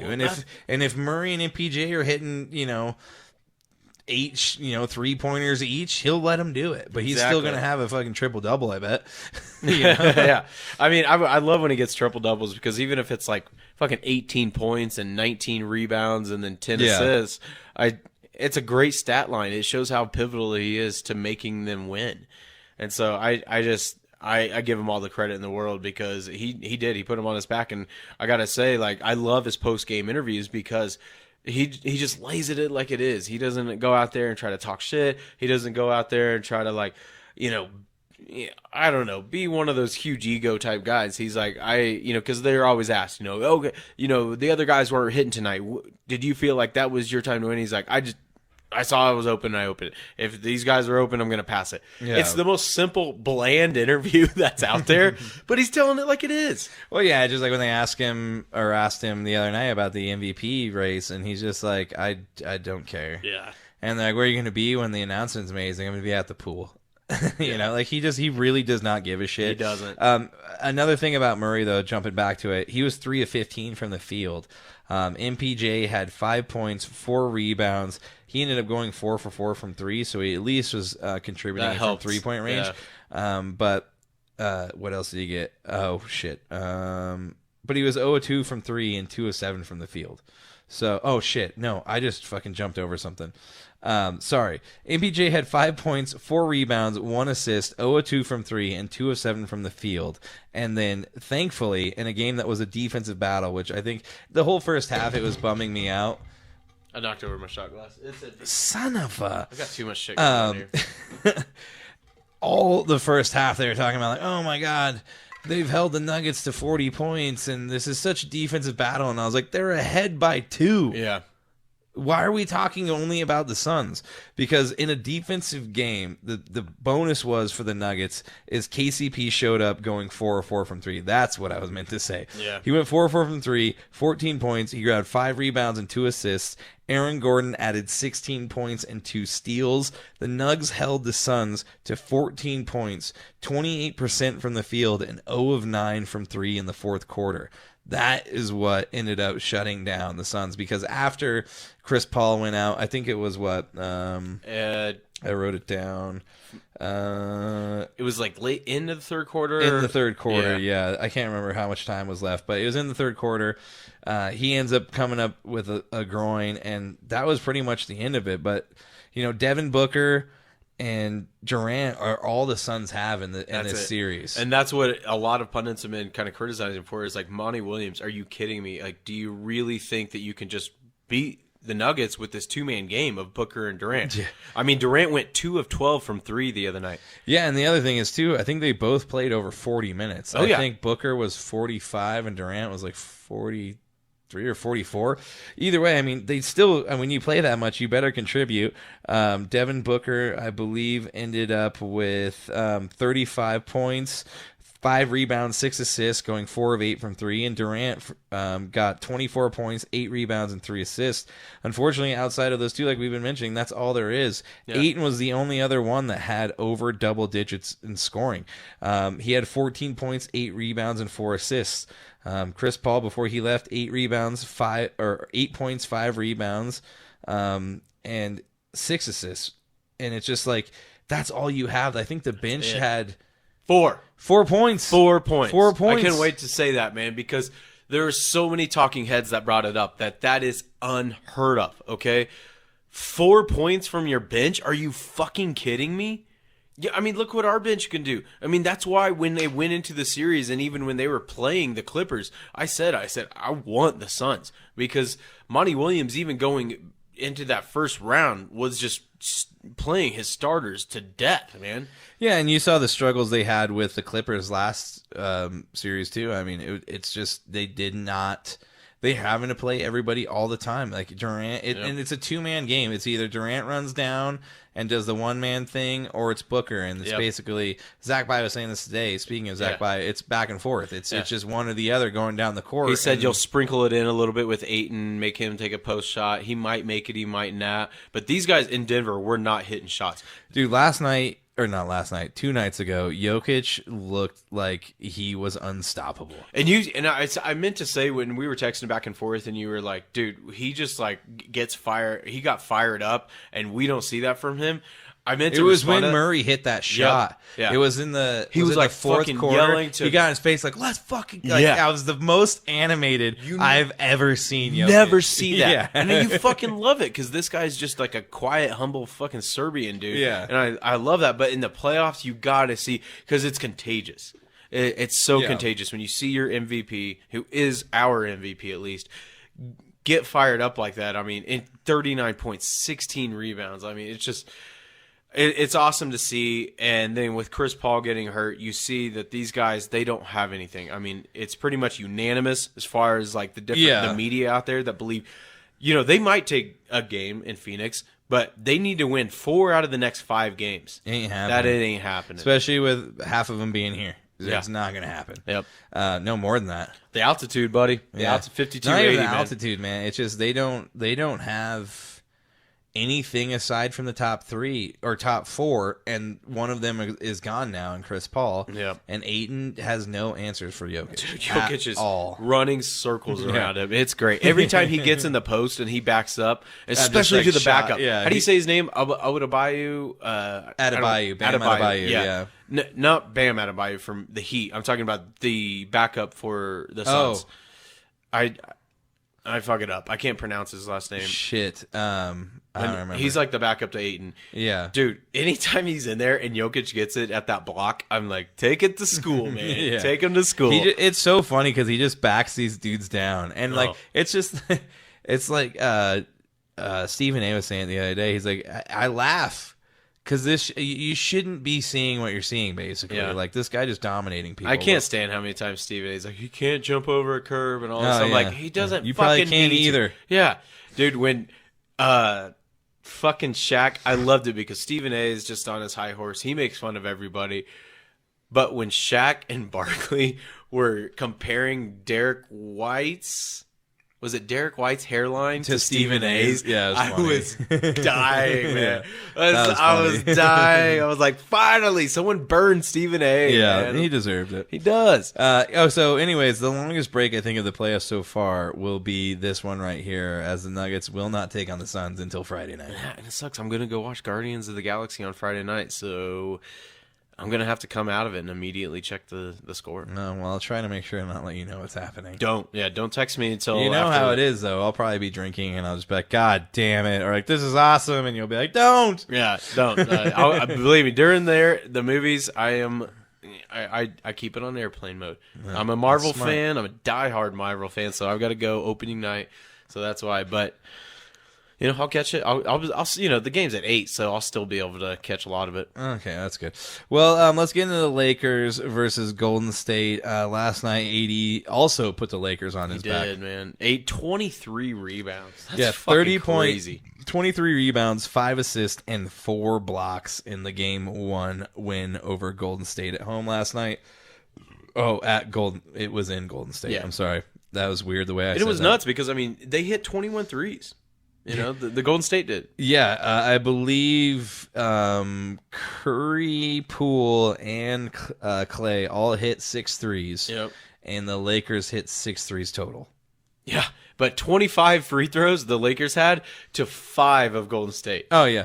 Well, then you got to just think the paint points had to be astronomically. A lot of it. Yeah. Yeah. I mean, they had no answer for AD. And AD versus Looney, oh, wow. That did not look fair. No, it didn't. No. Yeah, and the thing is, too, and we haven't even mentioned LeBron James. LeBron James, 22 points, 11 rebounds, 4 assists.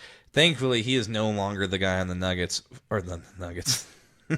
He is no longer the only guy on the Lakers. He has now a legit cast around him, a supporting cast, and I think he needs to be the number 2. I think you've got to go to AD and let AD be the guy. Well, I think that's the problem. And letting Dennis Schroeder kind of be the point guard too, because I mean, we see where LeBron James can't keep up with Curry. Yeah, it's not possible.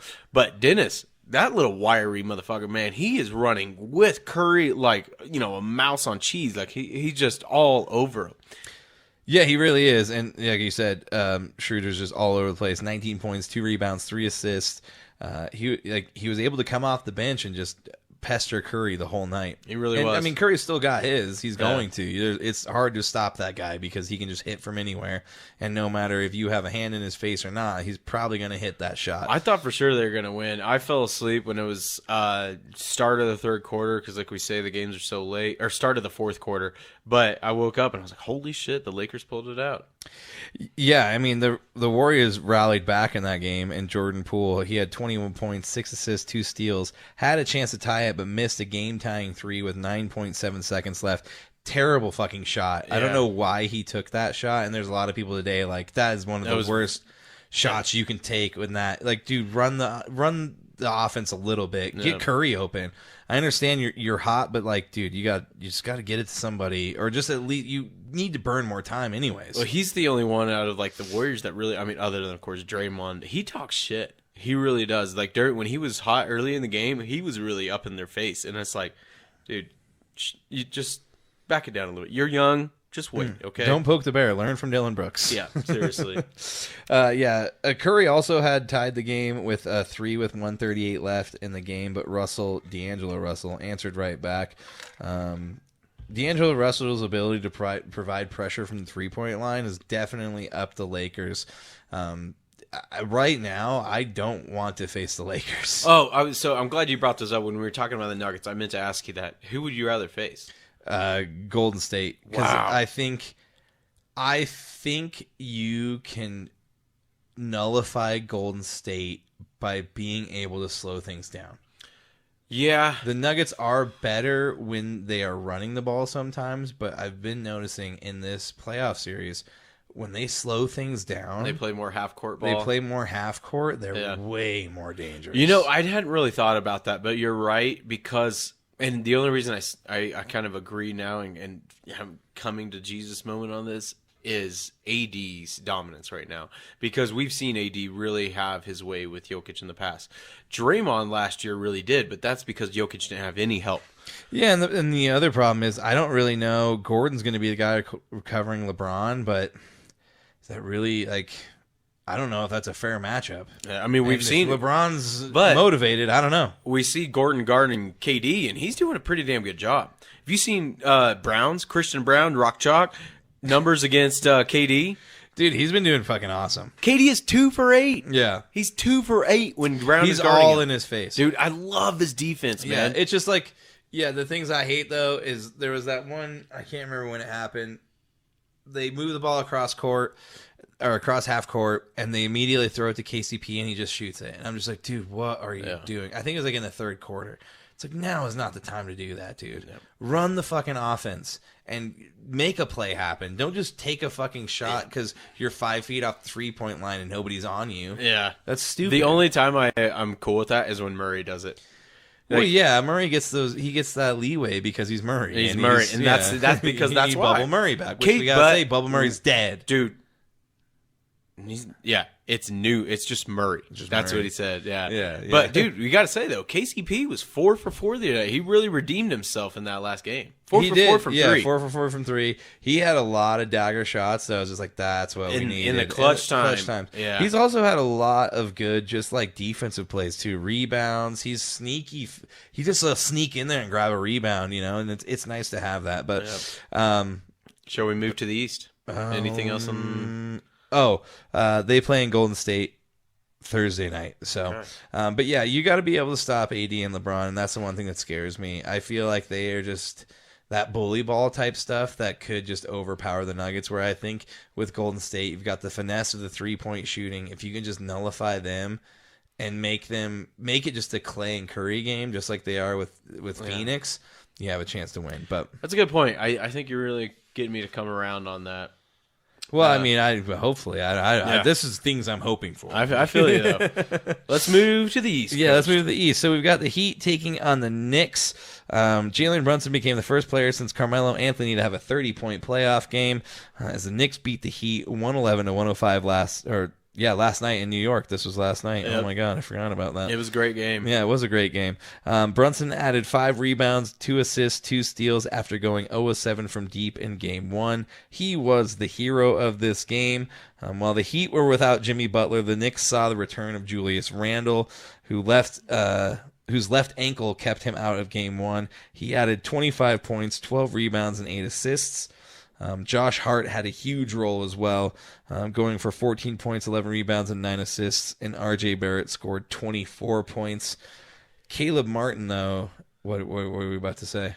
No, I was just laughing because Shaq tackled Chuck. That was funny. I'm sorry. Yeah, that's the NBA. Yeah. Halftime shows are always great to watch. These guys especially are on great. TNT. Multiple Emmys from these guys. Caleb Martin scored 22 points in place of Butler, who sat out this game with a sprained ankle. He is also the leading scorer in the playoffs right now, which I don't know if too many people know about that. Oh, yeah. Jimmy Butler. Dude, Jimmy Butler. Playoff Jimmy. Yeah, playoff Jimmy. Yeah. You would imagine had he played, the outcome of this game would have been different because it's very close down the line, back and forth too. So if he was in, I do think Miami would have won. They had a 6-point lead midway through the fourth. Cale Martin and Gabe Vincent, both undrafted, led that charge. Unfortunately for them, that was when Brunson took over. The Heat host the Knicks Saturday afternoon. I'm really interested in the series. I like it, man. Yeah, I do think this is going to be one of those knockdown dragout series. I also think the Lakers and Golden State are. I think it'll go I don't 7. feel that way about the Suns. But what are you going to do? Yeah. Let us move on to the Celtics at the 76ers, who, Chad, give us a rundown right now of what's happening. Right now, well, I would show you the score, but it is at halftime. Last I saw, I think it was 47-46. Let me just... So the Celtics were up last I checked. Yeah, Celtics were up, and this is the first game with Embiid back after his knee sprain. Yeah, which was miraculously healed after he won the MVP. Imagine that. Yeah, imagine that. Imagine. So, and it's nuts because everybody said, it's like, why not just keep him out? You already won one game in Boston. Keep him out till Game 3. But maybe, I guess they really want to go... want to go up 2-0, but yeah, considering the way it went... the other night, they're why up not rest them? 57-49. They're up by 9 right now, or 8. All right. Well, in the last game, while we wait for the outcome of this game, which will be over by the time this show's out tomorrow. Without the newly crowned MVP to start the series, James Harden returns to his old form, matching his playoff high, draining 45 points with 1 rebound, 6 to beat Boston 119-115 in hitting the go-ahead 3 with that was nuts, man. Seeing James Harden like old James Harden, OKC type James Harden. I mean, 46 points. I haven't seen him play like that in a long time. It is crazy to think to go back and be like, at one point, Kevin Durant, James Harden, and Russell Westbrook were on the same team. Hannah got to see that team. Oh, did she? Yeah, she was a huge fan of Kobe, and so her grandma took her down to OKC and watched the Thunder play the Lakers, and it was James Harden, KD, and it's just crazy to think that was like a team that like broke up because they couldn't do it. Yeah, like all 3 of those guys that all had an MVP, and all eventually came back to get Westbrook hasn't, but KD and Harden reunited in Boston and blew that up, and now Boston's fucking terrible. It's fucking hilarious. Or Boston or Brooklyn? Oh, Brooklyn, not Boston. Shit. Yeah, God damn I know what you mean. You knew what I meant. Yep. Anyway, so he hit the go-ahead three with 8.7 seconds left. Tyrese Maxey added 26 points, and Tobias Harris finished with 18 points for the Sixers, who made 17 three-pointers with Embiid riding the bench. The Celtics couldn't hold off the Sixers after starting the game with an early onslaught. They dominated the paint, hitting 13 of 14 shots to start the game. Without Embiid on the floor, though, they were able to open up the Philly defense. Philly made 8 out of 10 shots, but... Oh, shit. Yeah, Philly made 8 of their first 10 shots and were able to spread the Celtics defense, and that was kind of what made them start to take over that game. Jason Tatum led the Celtics with 39 points and 11 rebounds, 5 assists, and Jaylen Brown added 23 points, 6 rebounds, and 4 assists. Malcolm Brogdon, who was one of the 6 Man of the Year candidates, comes off the bench, adding 20 points and 3 rebounds. He won the 6 Man of the Year. Oh, shit, he did? Yeah. Oh, fuck, I forgot about it. We actually mentioned that last week, I think. Yeah, I think so. That's what happens when you work good. all day and you start drinking some. Malcolm Brogdon added 20 points, 3 rebounds, and 3 assists off the bench. Boston hosts Game 2 tonight. And we are back. They're up by 7 after the second half has started. Boston up 61-54. And now 64-54. 10. Up 10. So Jaylen fuck Brown's Philly. got the Batman mask on. Well, all right, NBA playoffs are good, man. I'm loving it. You saw that post where it's like, this is the first time ever that we've had all 8 seeds in some form or another in there. Yeah, it's great.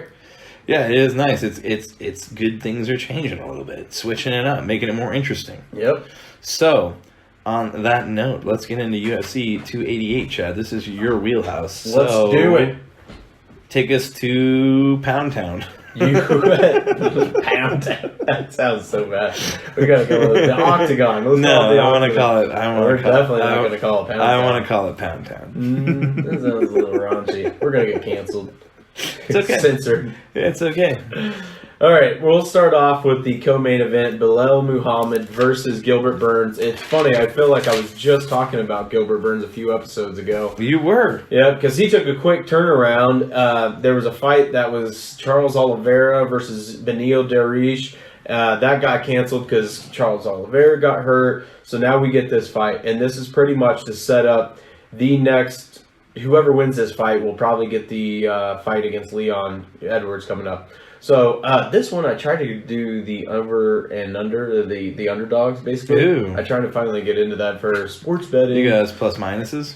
Yeah, so Gilbert Burns is the favorite at minus 130. Belal Muhammad is at plus 108 right now, so it's really close. Belal Muhammad has a resume. It's a watermark. I got like a little... Oh, no. Sabotage. Still always going to write in pen. But, yeah, I mean... Belal Muhammad's resume is just ridiculous, and that's why if he wins, it's undeniable that he deserves a title shot. Listen to this. He's got wins recently over, in order, Vicente Luque, Wonderboy Stephen Thompson, Damian Maia, and Diego Lima. I mean, these are all guys in top 10 rankings. You know, he really has a great style with a great ground game, and he's someone that I think whenever he did his most recent fight, which he won, Sean Brady, I brought up how he's a guy that is Muslim, and the only reason I bring that up is because he's not a guy that's out there partying. He doesn't drink, he doesn't party, he's not out there living frivolously, if you will. Frivolously? Yeah, frivolously. So... You know, he's more focused on fighting, and that's what it's all about. He's trained in Khabib's training camp before, so, you know, there's that. But then you got Gilbert Burns, which we just saw him manhandle Jorge Masvidal. Yeah. So, and then Jorge Masvidal retired. Yeah. Gilbert Burns is a guy, and that's why he took this quick turnaround. He wants that title shot. He wants to fight Leon Edwards next. He said in that press conference after beating Masvidal that, like, he will not... if Colby gets that title shot, which I imagine is probably going to happen, he's going to try to leave the UFC. And so Gilbert is really determined to show that he is the guy to take it. And so when it comes down to this fight, dude, I don't fucking know, man. Both of these guys are killers. if I was to pick, I'd take Gilbert Burns because I like his stand-up game just a little bit more. But it's hard to bet against Muhammad when you see these guys that these Muslim fighters when it comes to the fight game, they have a little bit more focus when it comes to it. Yeah, I just know in Muhammad's last fight against Brady, he really showed that he's a striker as well, which a lot of people were saying was kind of something that they've been waiting to see. He's obviously a good grappler, but he's definitely becomes quite the striker. He sure does. He showed that in that last fight. Yeah, I mean, knocking out Brady. I mean, beating a guy like Wonderboy Thompson, which is considered maybe one of the best strikers in the game, and then Damian Maia, right? It's great. I mean, that's why UFC constantly has these great pay-per-views with stacked card. It's tough to pick. I'm going to go Gilbert Burns. It's almost a toss-up. You look at the Vegas odds, minus 130 to plus 108. I mean, it really is a toss-up. Yeah, it's basically a toss-up at that point. I'm going to go with the Brazilian Uncle Fester, Gilbert Burns. That is let's he is. move on to another guy who's similar in stature, Henry Cejudo and Aljamain Sterling, which is the main event of UFC 288. This Chad, one break it down for us. is literally a toss-up Vegas has. So minus 112 for Aljo Sterling, and then minus 113 for Cejudo. Yeah, I mean, they're both extremely, well matched. I mean, Aljamain's got the height on him, 5'7" over 5'4" to Henry Cejudo. They're both 135 pounds. They're both in their 30s. Aljamain does have the advantage on the reach, 71 inches to Henry's 64. But Wow, 7 inches. Yeah, 7 inches is quite the reach advantage, honestly. Yeah. But yeah. It's nuts because this is a huge fight where Henry Cejudo was the double champ before he retired. And this is his fight coming out of retirement. This is a guy that may be one of the most decorated combat sports fighters in all of sports. He won a gold medal at 21 in wrestling. And then he won the bantamweight title. And then he, I think, won the featherweight title. So he was one of the, I think, only 4 UFC fighters to ever hold 2 titles at the same time. John Jones. No, John Jones has never done it. Oh, I thought he did. No, it's Conor McGregor, Amanda Nunes, and she currently holds Henry 2. Cejudo. Yeah, she won hers back, and then there's another one that did I say 4? I can't remember. Yeah, it is what it is. Either I'm not way, gonna hold you to that. Just threw that at you on the whim. So you know. A battle of the best when it comes to wrestlers, though. But the thing of it is, it's 2 different types. I mean, these guys really, that's their style is wrestling. And Aljo has a very unorthodox style of wrestling where it's get your back and do damage to you. Where Cejudo's is more of that Olympic style, get you pinned to the ground and more of a point style, kind of just, accruing those points. But in UFC, there's not points. And so it's really fucking tough to pick because when it comes down to the grit of it, I would take Aljamain Sterling, but I mean, dude, Cejudo is a fucking psycho. Yeah, he is notorious. Sorry to cut you off, but he is maybe considered one of the most cringy type fighters out there. He is fucking weird, dude. I guess I haven't really watched it that intently, but I will this weekend. But I'm just looking at his last 3 fights. I mean, none of them have gone the distance. No. You've got Dillashaw, knockout, round 1, 32 seconds in. Or 32 seconds left, I'm sorry. And then Marlon Moraes. Moraes, knockout, 3rd round, 4 minutes, 51 seconds. And then Dominic Cruz, knockout, 2nd round. So, he gets business done. He's knocking people out. Aljamain, obviously, he holds the belt right now, does he not? Yeah, he does.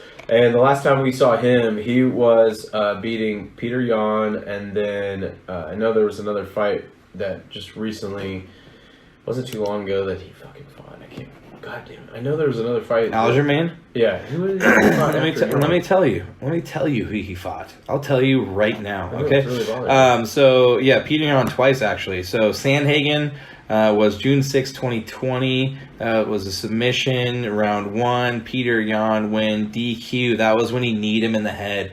Oh, I forgot about that. Yeah, that was that crazy. He hurt his spine. He fucked up his neck. Injury. And then Peter Yan, April 9th, 2022. submission. Or no, decision. Sorry. He just manhandled split decision, him, 5 rounds. He took Peter Yan down and controlled his back and, dominating that fight because his wrestling is that good. And Cejudo trains out of his Fight Ready gym in Scottsdale, where he's coached guys like Matt. No, hold on a second. I know he taught John Jones. Who else? Zhang Wei Li, the female fighter. He's worked with Davidson Fierro. These are like high level guys. Yeah. Top champions. And Yuri Prohaska, he's worked with him. His knowledge of combat sports is I don't know if it is equivalent to anybody else. I watched a little thing on him the other night, and he was basically talking about, he's like, I love teaching fighting, I think more than fighting, but he's like, I am also really good at fighting. He is. He's got that going for him. He's a nutcase though, man. You watch him train, and he's got like that eye of the tiger. His eyes bug out where you're thinking, that's why I got him picked, man.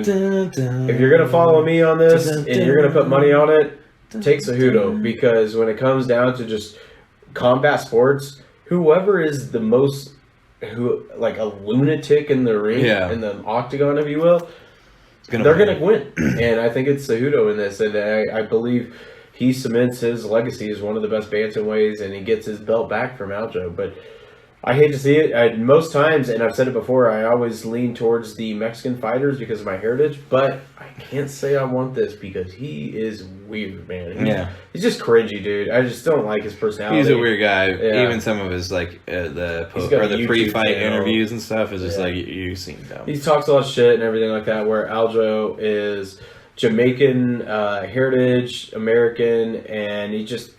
he's just a good dude. He fights out of New Jersey. I got to say, too, his trainer is Ray Longo, who trained Matt Serra, Chris Weidman, a couple of UFC greats.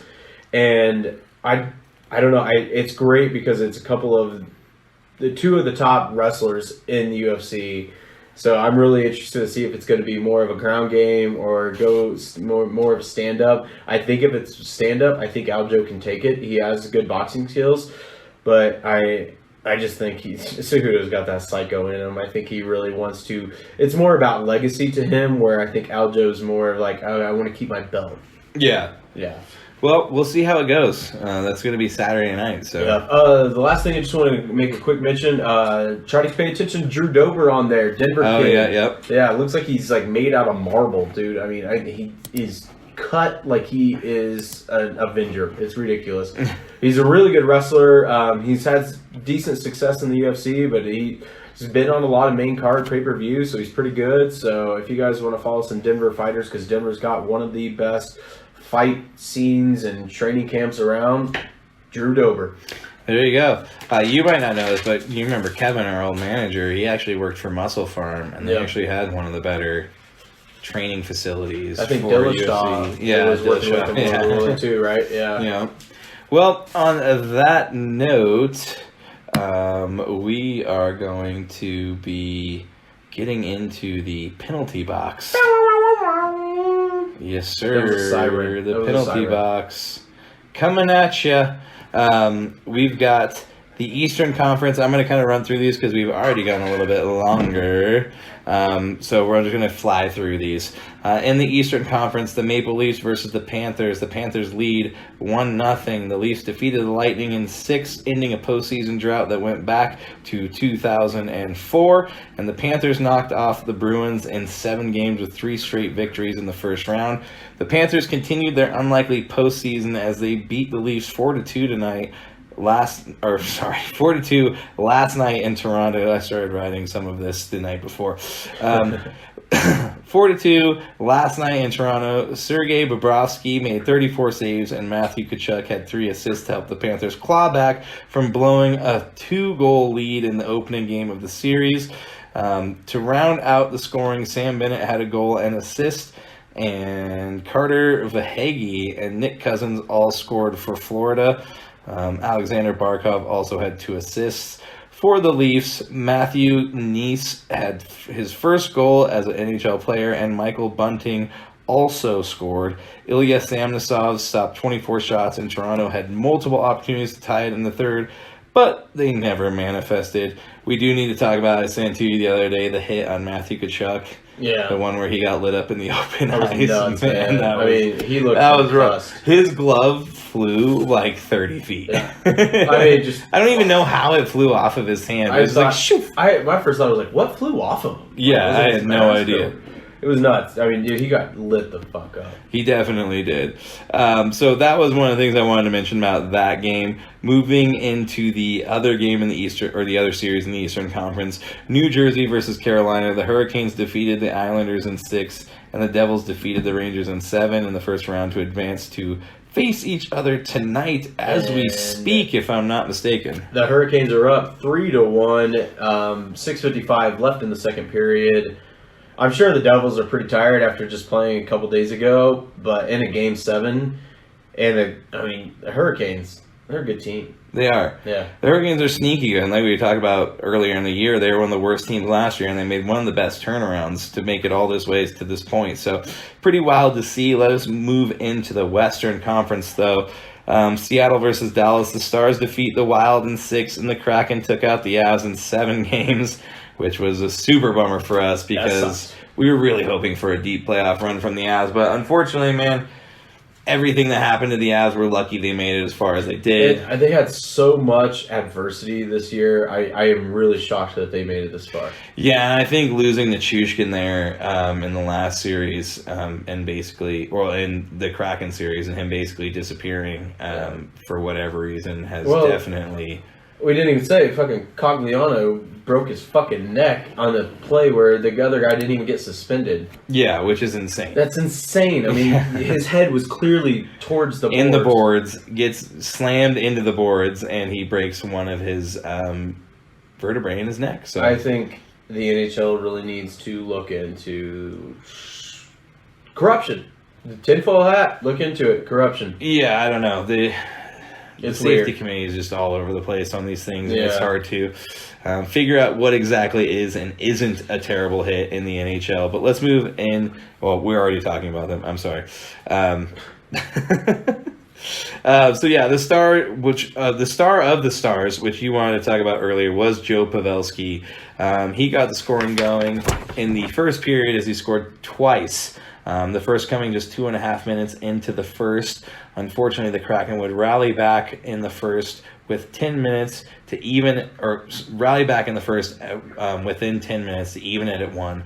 Pavelski scored his second goal shortly after, put the Stars ahead again, but the Kraken managed to score 3 goals in 68 seconds to put the tally at 4-2 going into the third period. Pavelski then scored again in the third period, got his hat trick halfway through the third. His fourth goal came in the third period to tie the game at 4. So Pavelski became the oldest player in the NHL in the playoffs to score 4 goals in one game. 4 goals, man. I mean, you get a hat trick, and that's considered like a fucking amazing night. But 4? Yeah. That's unheard of. That is unheard of. It's pretty wild. I mean, he basically was all of their offense, and unfortunately, even with all of that, he was not able to score enough to get them the win. As Yanni Gordy scored the Kraken winning goal with 12-17 into overtime, giving them the series lead out of the gate. So yeah, they look to even the series tomorrow night at home. So we'll see what happens. Yep. The Vegas Golden Knights and Edmonton are tonight. That's what I'm really looking forward to. That is a very intriguing series. I mean, great team. You got the best player in the league, Connor McDavid, going up against very consistent, always good team. Love it. Las Vegas. See, it happens to the best of us. Yep. So, should be good, man. Yeah, honestly, at this point with the Avs out, I want it to be a total Canadian Stanley Cup. Let's get the Leafs in Edmonton. Yeah, you know? I'm glad Tampa Bay's knocked out of it. I am too, because if they made it farther than the Avs, I would have been so pissed. That's what I was talking about. When I bet against the Royals, that's when they fucking won. And they ruined your parlay, didn't they? Did. Those motherfuckers. I cannot believe they won. So yeah, the Knights and the Edmonton Oilers start tonight. That game is basically just started as far as I know. So. Yeah, it hasn't Puck hasn't dropped yet, but we're getting close. All right, well, on that note, we are going to take a quick break. You are going to hear John Daly. He is about to hit it hard, man. Wait a second, Chris. Oh, no. Before we hit it hard, What? I forgot to bring up this quote. I don't know when he said this, but his birthday was the other day. Oh, shit. Okay, yeah. Yeah, happy birthday. Happy birthday, John Daly. Daly. A post about it, Son but of a bitch. I don't know if this was a new quote or not, but when he was asked about how he doesn't get injured very often, he said, "You can't pull fat. That's why I'm never injured." That's why I stay chubby, people. Well, on that note, he's going to hit it hard with all that fat, and we will be right back.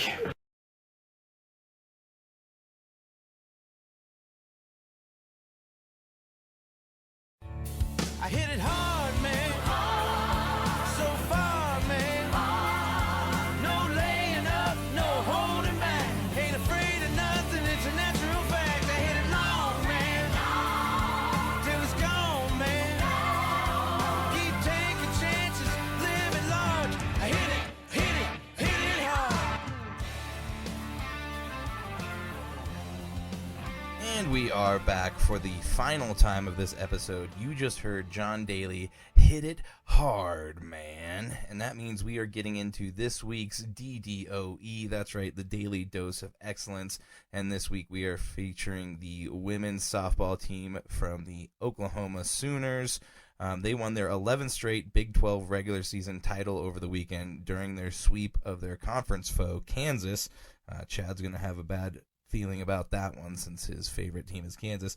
The number one Sooners, who were 45-1 in total, 15-0 in Big 12 play, beat the Kansas Jayhawks 8-2 on Sunday to secure the regular season conference title. The Big 12 regular season title is the 15th in program history, all of which have been during head coach Patty Gasso's time in Norman, Oklahoma.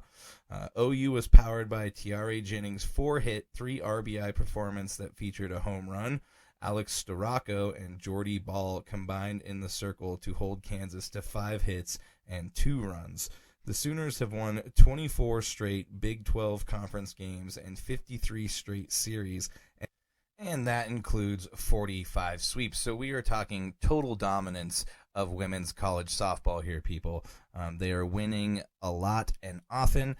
So OU closes out the regular season with a midweek game against Tulsa on Tuesday before heading to Stillwater for the much-awaited showdown with the Oklahoma State Cowgirls, who won the Big 12 tournament last season. Oklahoma State is 41-9 and 10-5 in conference play. So this team has been really good for a while, and Patty Gasso has led them to just a dominant performance this season. And for that, they are the DDOE this week, the Daily Dose of Excellence. Chad Lee, what do you think? But overall, the OU Sooners for OU softball and continuing to dominate 11 straight Big 12 titles. Nice. God damn. So, hats off to you, Patty Gasso, for just killing it in the game. Definitely. And on that note, we're going to take a shot to the OU softball team. Well Cheers, done. guys. All right. You just heard the Daily Dose of Excellence. OU softball, that one was for you. On that note, this has been Fringe Fanatics, episode 32. We appreciate you guys. Thanks for sticking around with us. Chad Lee, I love you, buddy. I love you, man. And we will see you guys next time. We'll be at you next week. Yes, sirs. Goodbye.